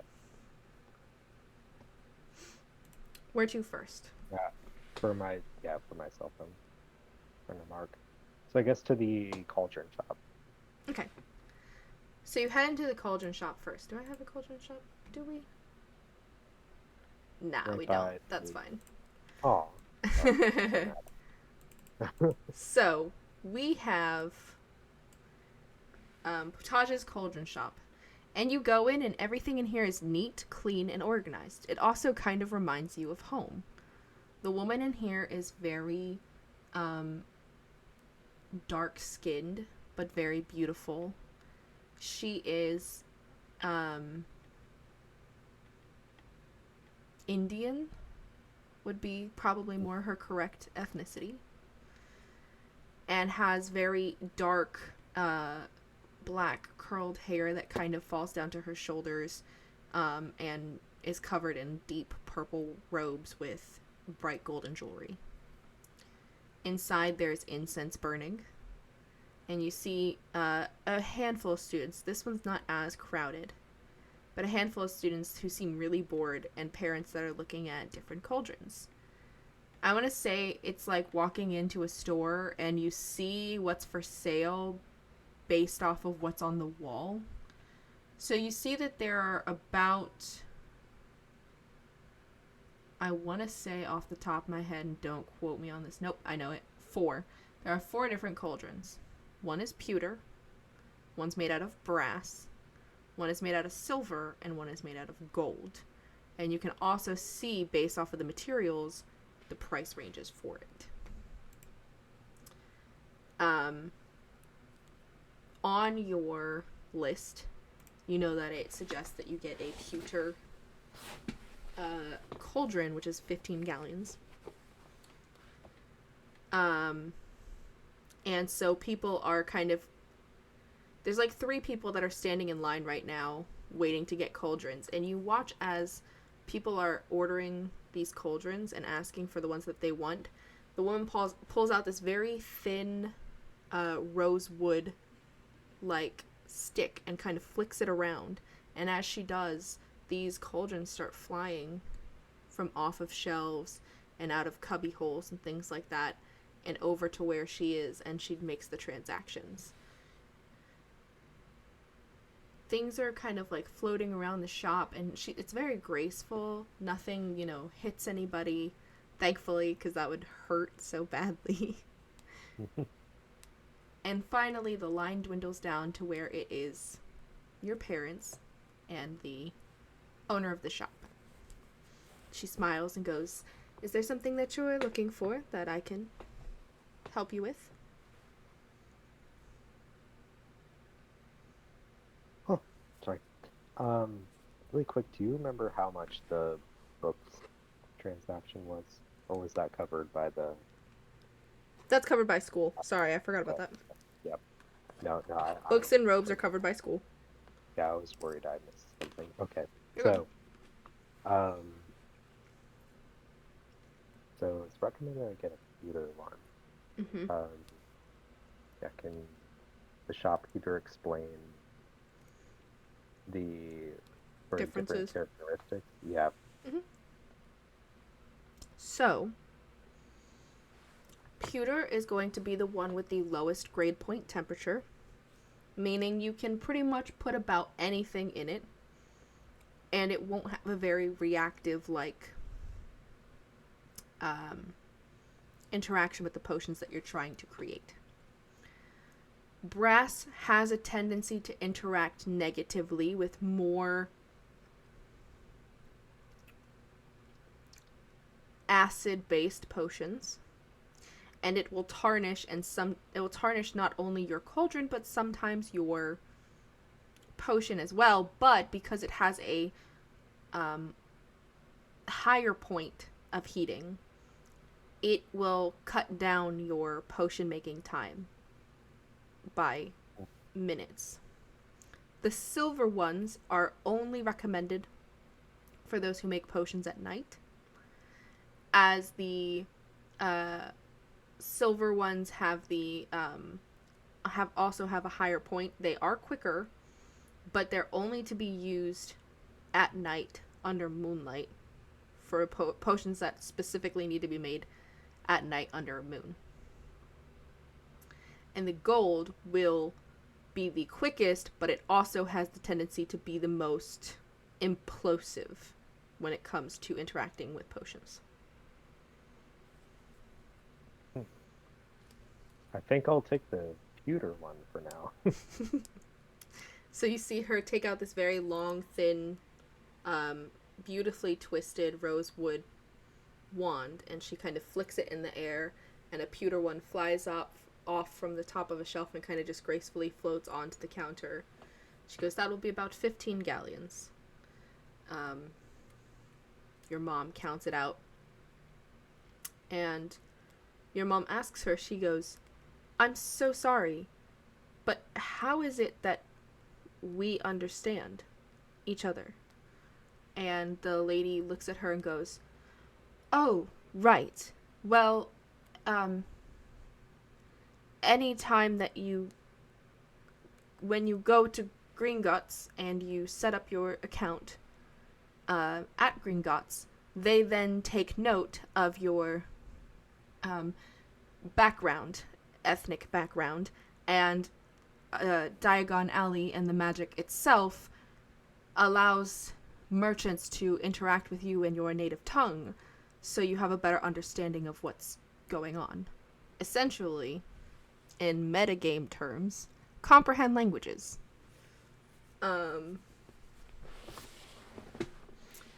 So you now notice that everybody is talking your language, whether they know it or not. You all understand each other, and that is due to the, again, quote unquote, comprehend languages of Diagon Alley. Yeah, makes sense. Okay. So we have a cauldron now.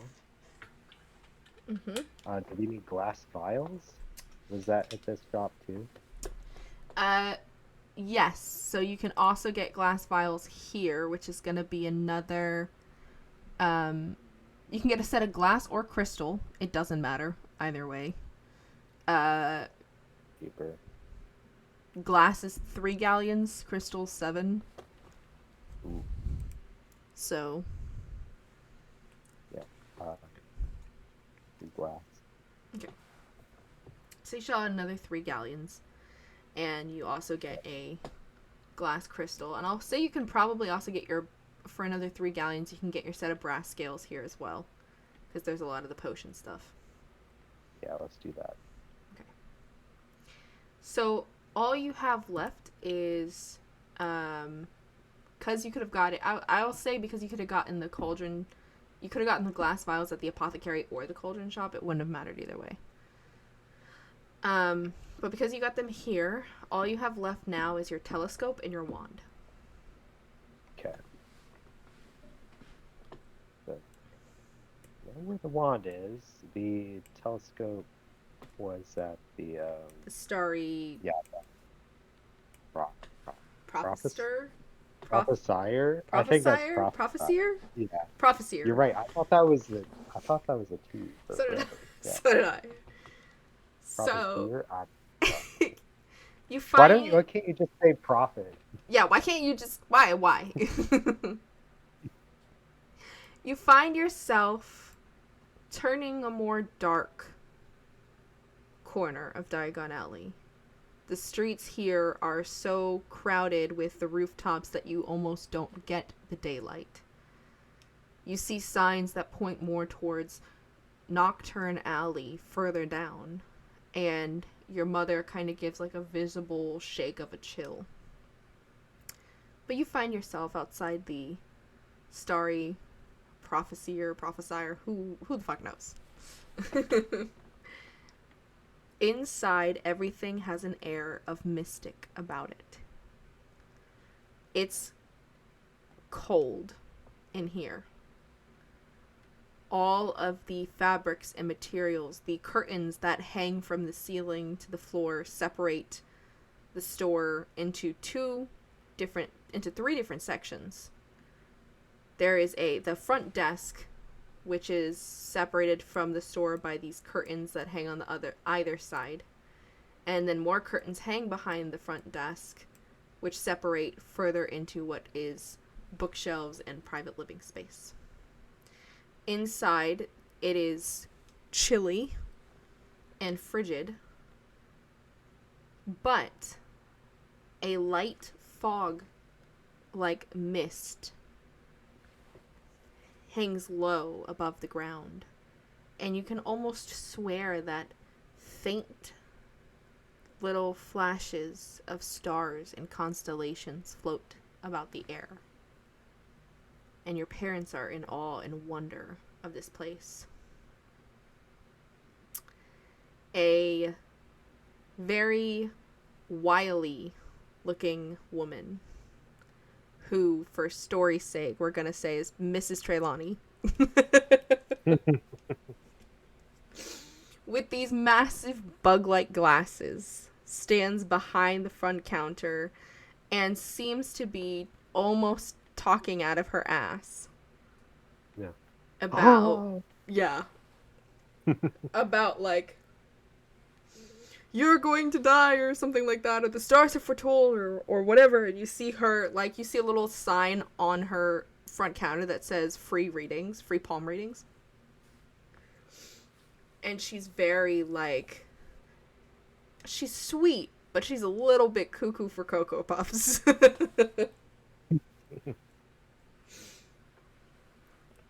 You walk in and your parents look around, and people are sitting, and they're not sitting in chairs, they're sitting on pillow cushions, and there's very low to the floor tables where people are drinking tea and essentially reading tea leaves, which is familiar to you and your family. And you make it to the front counter where she is busy reading the palm of some upperclassman, telling her that she's going to find the love of her life this year.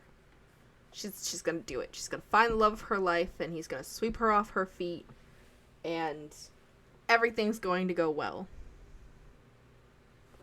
And the girl is excited, and then her friend is like, my turn, and her friend sticks her hand out, and she goes, oh, darling, don't even try and get involved in any relationship. It will not go well for you. Keep at your studies, though. Keep doing it. And you're sitting here and you're like, she's not even... That's not how you... Like, it's very obvious to you and your family that you're like, this is not real. But you finally make your way up to the counter. Your mom smiles as pleasantly as she can. And you ask about getting your telescope. And you see all sorts of, like, crystal balls and different assortments of teas and spices and herbs and telescopes and spying glasses and all sorts of just different things. So what would you like to do? Well, of course I have to get my telescope. Of course. But I'm interested in any coffee. Okay.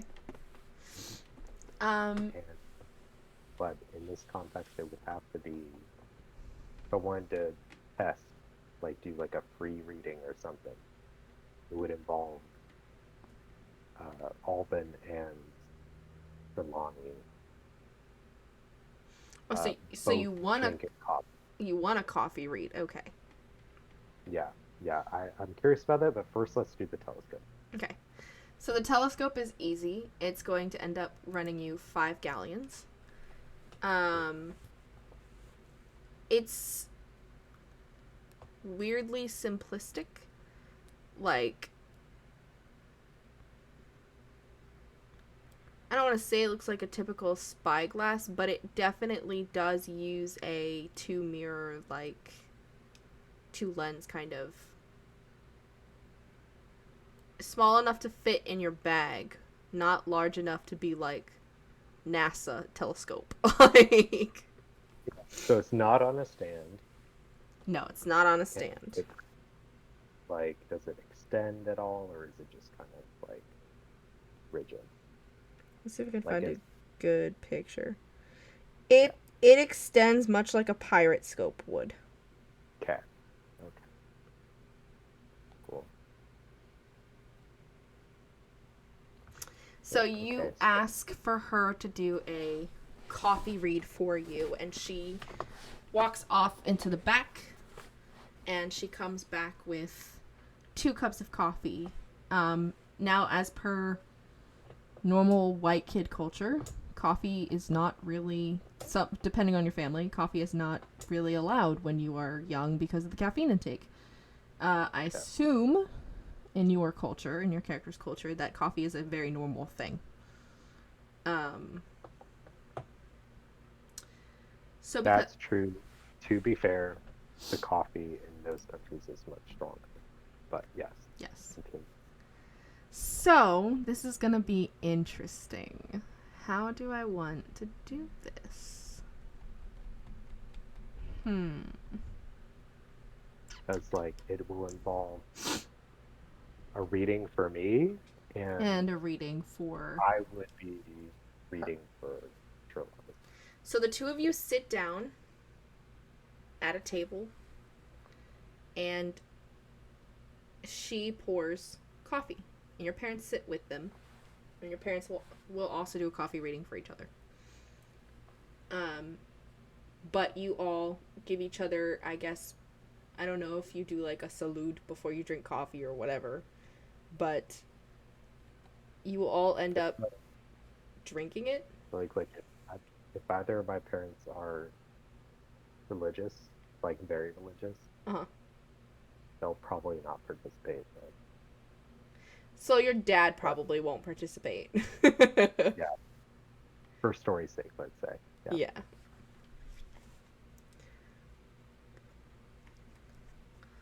So are you actually trying to read the coffee grounds, or are you trying to make it seem like you can? Albin is trying to test a theory. Yeah. He's trying to see if he can. He's Okay. trying to see if this thing he's experienced with the moving images, Mm-hmm. if that's a magical thing or if he's just kind of crazy. Okay. So Let's have you do. Ooh, this is gonna be interesting. How do I do this?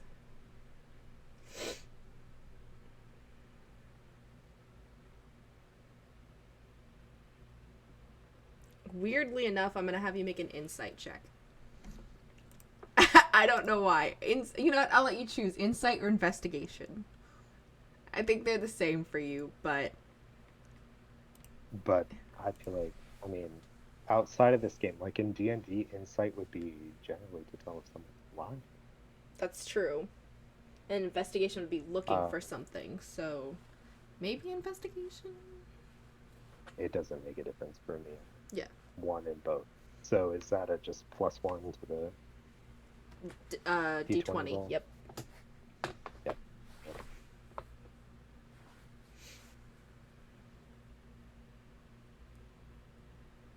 Oh Damn. my god.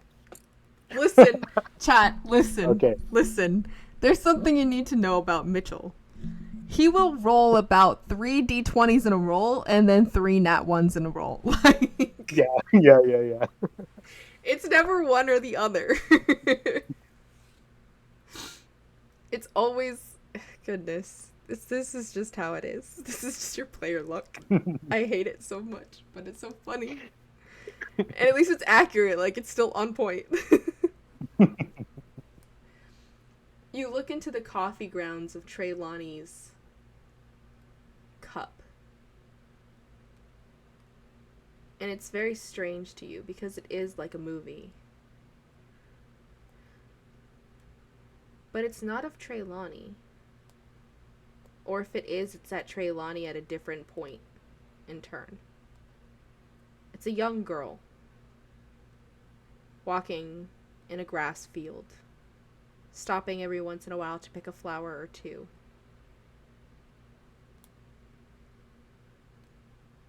And it is the image of a reaper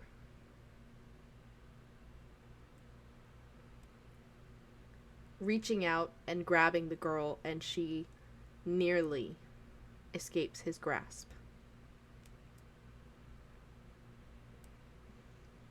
And then it is a reconstructed image of Madame Trelawney's face.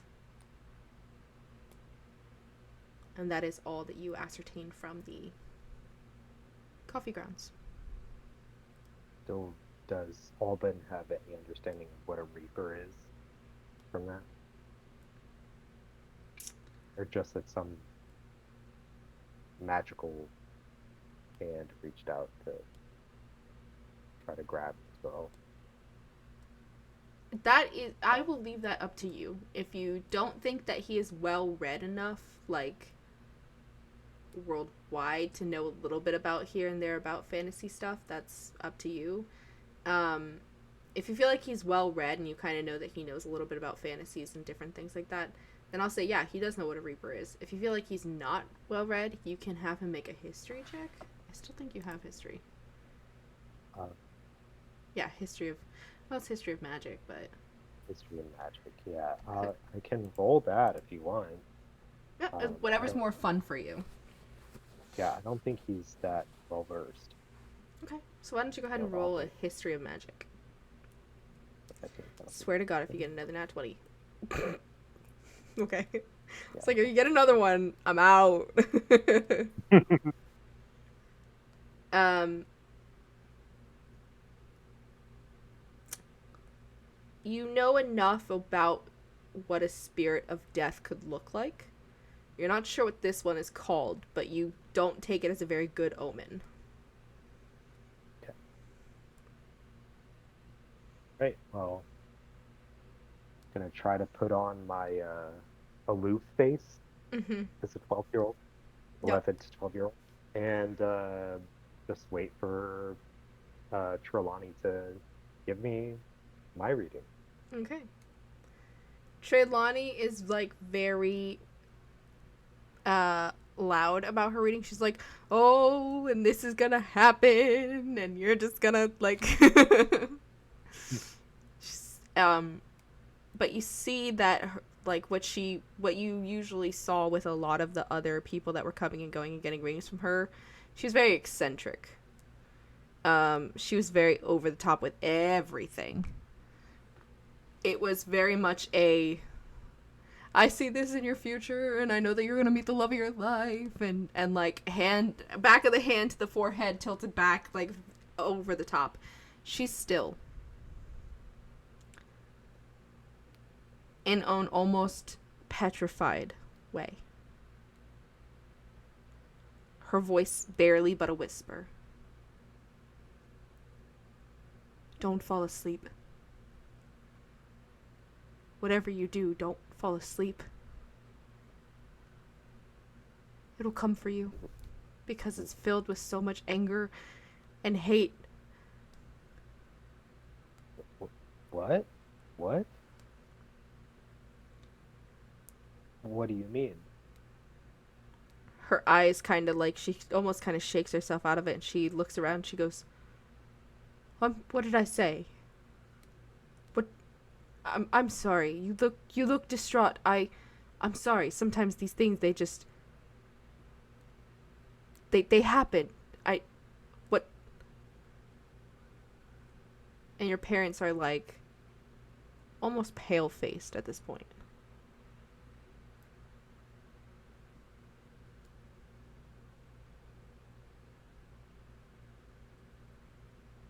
Okay.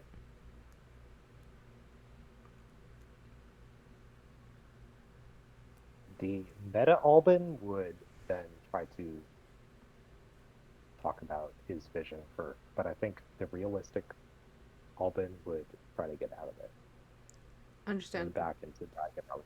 Yeah.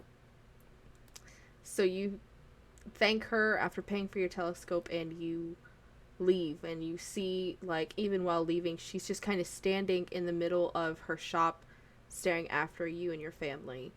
before she just shakes herself out of it once more and goes back to her other clientele that she has.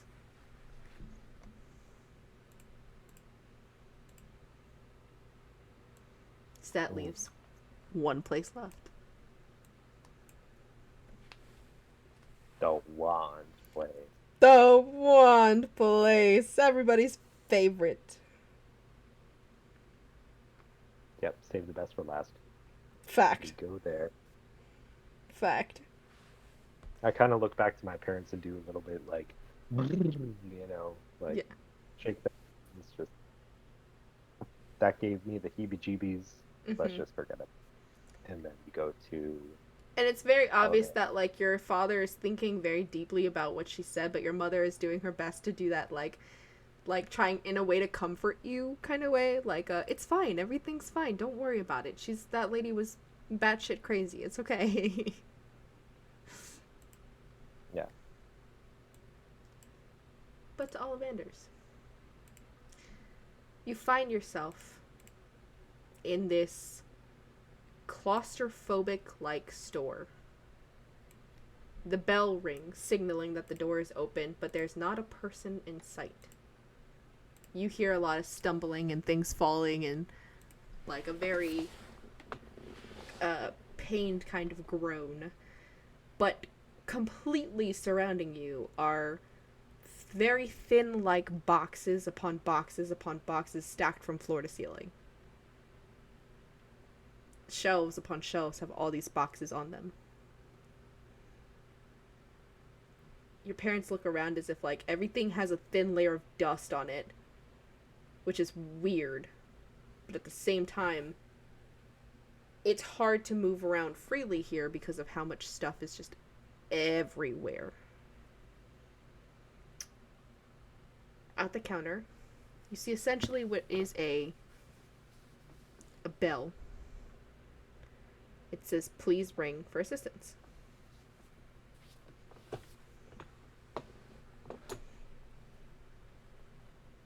Please bring what? Sorry? Please ring for assistance. Rings for assistance. Yeah. So, Albin will trot right up and ring it. Okay. You shake it, but it makes no noise, which is weird. Because you look at it, and it has all the parts that a bell would have, but it doesn't make any noise. But a couple minutes later, stumbling to the front desk of this shop is a wiry-haired, older, wrinkle-faced man who's a little hunched over, and he goes, I heard it the first time, and snatches the bell out of your hand and slams it back onto the counter. He looks you over, kind of walks a slow circle around him. Your parents looking at each other very, like, warily. So, you're here to get your wand. I understand. Tell me about yourself. Where do you come from? I'm Kosovar, sir. I come from Kosovo. Southeastern Europe. The Balkans. Of course. He kind of, like, has this, like, eye twitch. Well, welcome to Ollivanders. I am. And he kind of does, like, a very faint bow. Ollivander. And he's, like, stroking his non-existent but very, like, grizzled face. He goes, yes, let's see. I think I have what I'm looking for. He goes, and you see him start to dig through some of the shelves, pull out some of these boxes, and then just kind of, like, think to himself, and he shakes his head. He's, like, mumbling to himself like a crazed madman. But he's going through all these boxes, and he pulls one out, and he goes, try this one. And he pulls out this very thin, very bright colored, almost white yellow wood, and he goes, that's birch wood. Unicorn hair. 12 inches. Go ahead, give it a try. And he hands out the wand, like, holds out the wand to you. Do I see a plant nearby or something? Do you see a what nearby? Oh, a plant? Like yeah, a plant? You see his wilted vase of almost dead flowers that are on the back of the bookshelf, like these here. Okay. So I'll just flick my wand in that direction. It catches fire. What? So Alden will just kind of like, flinch and jump back. And then, Ollivander takes the wand from you. No, it's fine. And you see him wave his own wand, and like a small, very tiny storm cloud emits over top of it and puts the fire out. And he goes, "Okay, so not that one." And then he goes back and starts pulling more from the shelf. And he goes, try this one." And he hands you a rosewood. It doesn't even look really much like a. It looks like someone took two branches of a tree and like braided it together to create one almost toothpick like stick, and hands it to you. And he goes, "Rosewood, phoenix feather. Go ahead, give it a try." I look up into the rafters. Mm-hmm. Do I see anything? Just wood. You see beams of wood, and then you see like there's like dust and like a lantern, and you see like a very faint chandelier and things like that. Okay, I will wave the wand in attempts to clear the dust. Okay. You focus, and you're like, you don't really know how you're doing this, but at the same time, you're just like, I believe in my capability to do this. And so you do it, and like all of the bulbs, all of the light bulbs shatter in the store. The whole store goes dark except for the windows that are in the front that have been heavily curtained. And now you can't see shit. And he goes, "Well, it wasn't that one." I give that wand right back to him. I'm just stiff arming it. Just like, take it. Your parents are like, they can't see anything. He uses a little bit of light, and like little lanterns here and there start to light up and flicker with flames. He goes, "Oh, we'll figure this out. Don't worry. I have not failed yet to assign a wand to a student. You know what? Let's try something. Let's try something different. Close your eyes. Take a deep breath. And just focus on feeling the inner core of your magic. Focus on it. Let me know when you have it." He's just kind of like holding you tightly by the shoulders, not in a painful way, just kind of in like a he's gonna shake the shit out of you kind of way.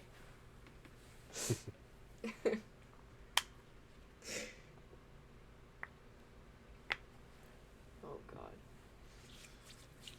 You close your eyes. And you don't know what this crazy old bat is talking about when it comes to the core of your magic. But when you close your eyes, it's like there's darkness. But you feel something. Like a deep tug. A pull. And you hear him go, "Ah! You did it! You did it! Brilliant, my boy!" And he just kind of pats you on the shoulder. And he walks over to a shelf where, ever so slightly, a box had moved itself out. So now it's just still on the shelf, but hanging out, separated from the other ones. He pulls it, opens it out of its leather case, and extends to you a very dark colored wand. Beautiful, is she not? Ebony wood. Dragon heartstring, 12.5 inches and unyielding. Go ahead. Give her a try.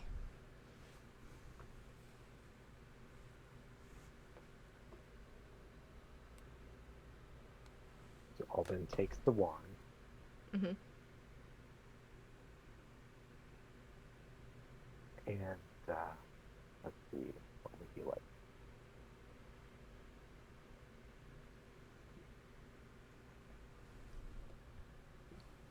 He points the wand. Does this shop have windows? It does. It has those bay windows that are in the front. Okay. He would like to see if he can turn those windows like tint. Okay. He focuses that bead of energy that he had found before into the wand, and the wand itself is almost vibrating very gently to the touch. Not in a very noticeable way, but enough to where you can feel a sort of magic essence, and in a very simple wave of your wand, you watch as slowly the very dusty and grimy windows go from still letting in light to tinted by a couple shades. Now it is a very gray, dull light. And Ollivander smiles happily. He goes, "Brilliant. Well done, boy. Well done. Brilliant." And he goes, "Well, that'll be 7 galleons, and I'll get that packed up for you." And he takes it from your hand, and he looks you very closely in the eyes and goes, "Do not ever use magic outside of school grounds. If you do so, this will be taken from you. This is not a toy. This has the potential to kill somebody." Your parents are sitting here like, who's giving my 12-year-old a gun? Like, who's giving my 12-year-old a knife? Like, hello? But he wraps it back in its box, ties a nice red velvet ribbon around the black exterior of the box. And once 7 gold have been given, 7 galleons have been given, the wand is yours. You have now completed all of your shopping, and it is your father that leads you back into one of the pubs, because he's exhausted of doing all this walking and all of this weird shit. And he sits down, orders a coffee.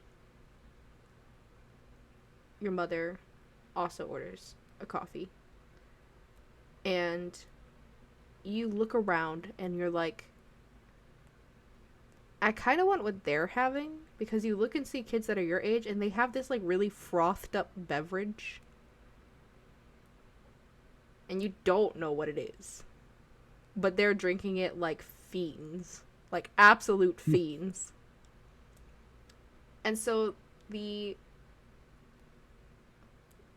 waitress, for lack of a better term, that is there, brings over 2 coffees, one for your mother, one for your father, and a butterbeer for you. And, unless you have anything else you would like to do, that is where we will end our session 0.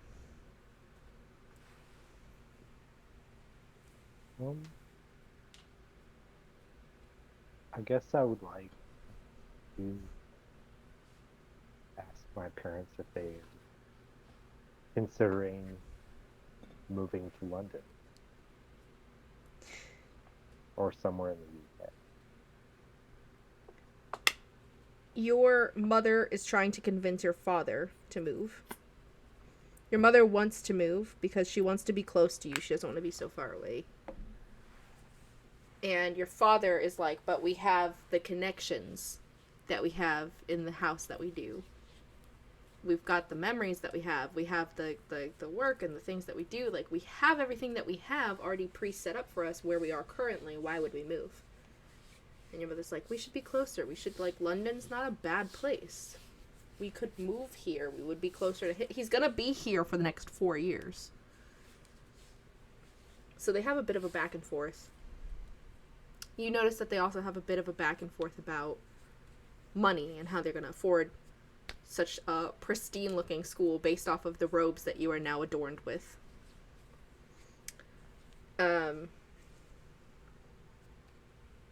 Your bat is asleep in its cage. Mercy is not a daylight person.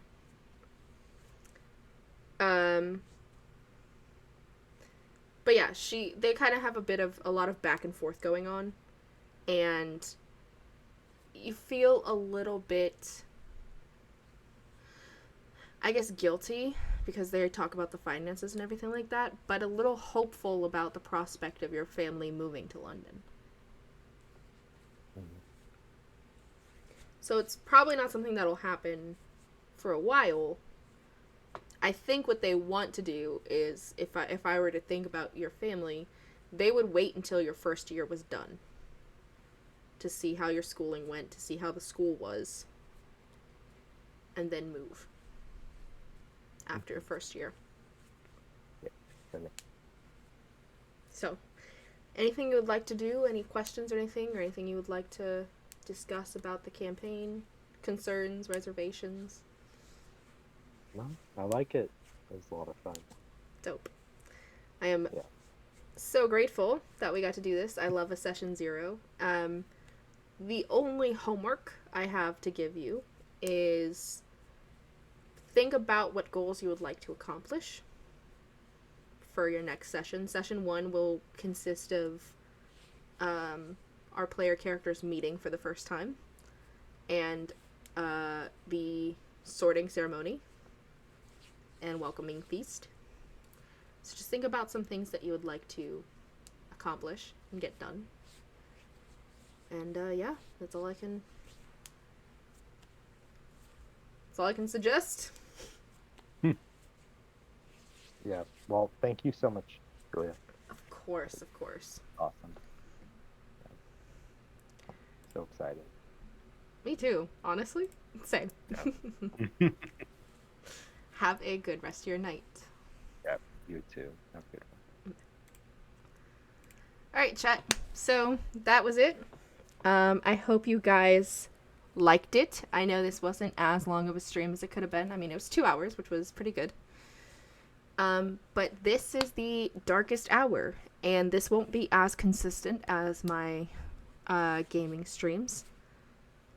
Because I will be, I'm more consistent with doing my gaming streams. I have to work around everybody else's schedule, my player schedule specifically, and my work schedule. So I hope you guys enjoyed it. I hope you guys had fun. I only have 2 players for this campaign, so everything's going to be a little bit more personalized and everything like that. I am so sorry for the first half of this video. For the first 15 minutes, I did not know I didn't have my microphone on. So that was cool. I was explaining everything, but it's fine. Lesson learned. But he seemed to have fun, and next session hopefully will be another session 0, but it'll be the session 0 for Holly's character. She's sick and under the weather right now, so we couldn't have her tonight. And then eventually we'll hit up a session 1. So I hope you guys enjoyed it.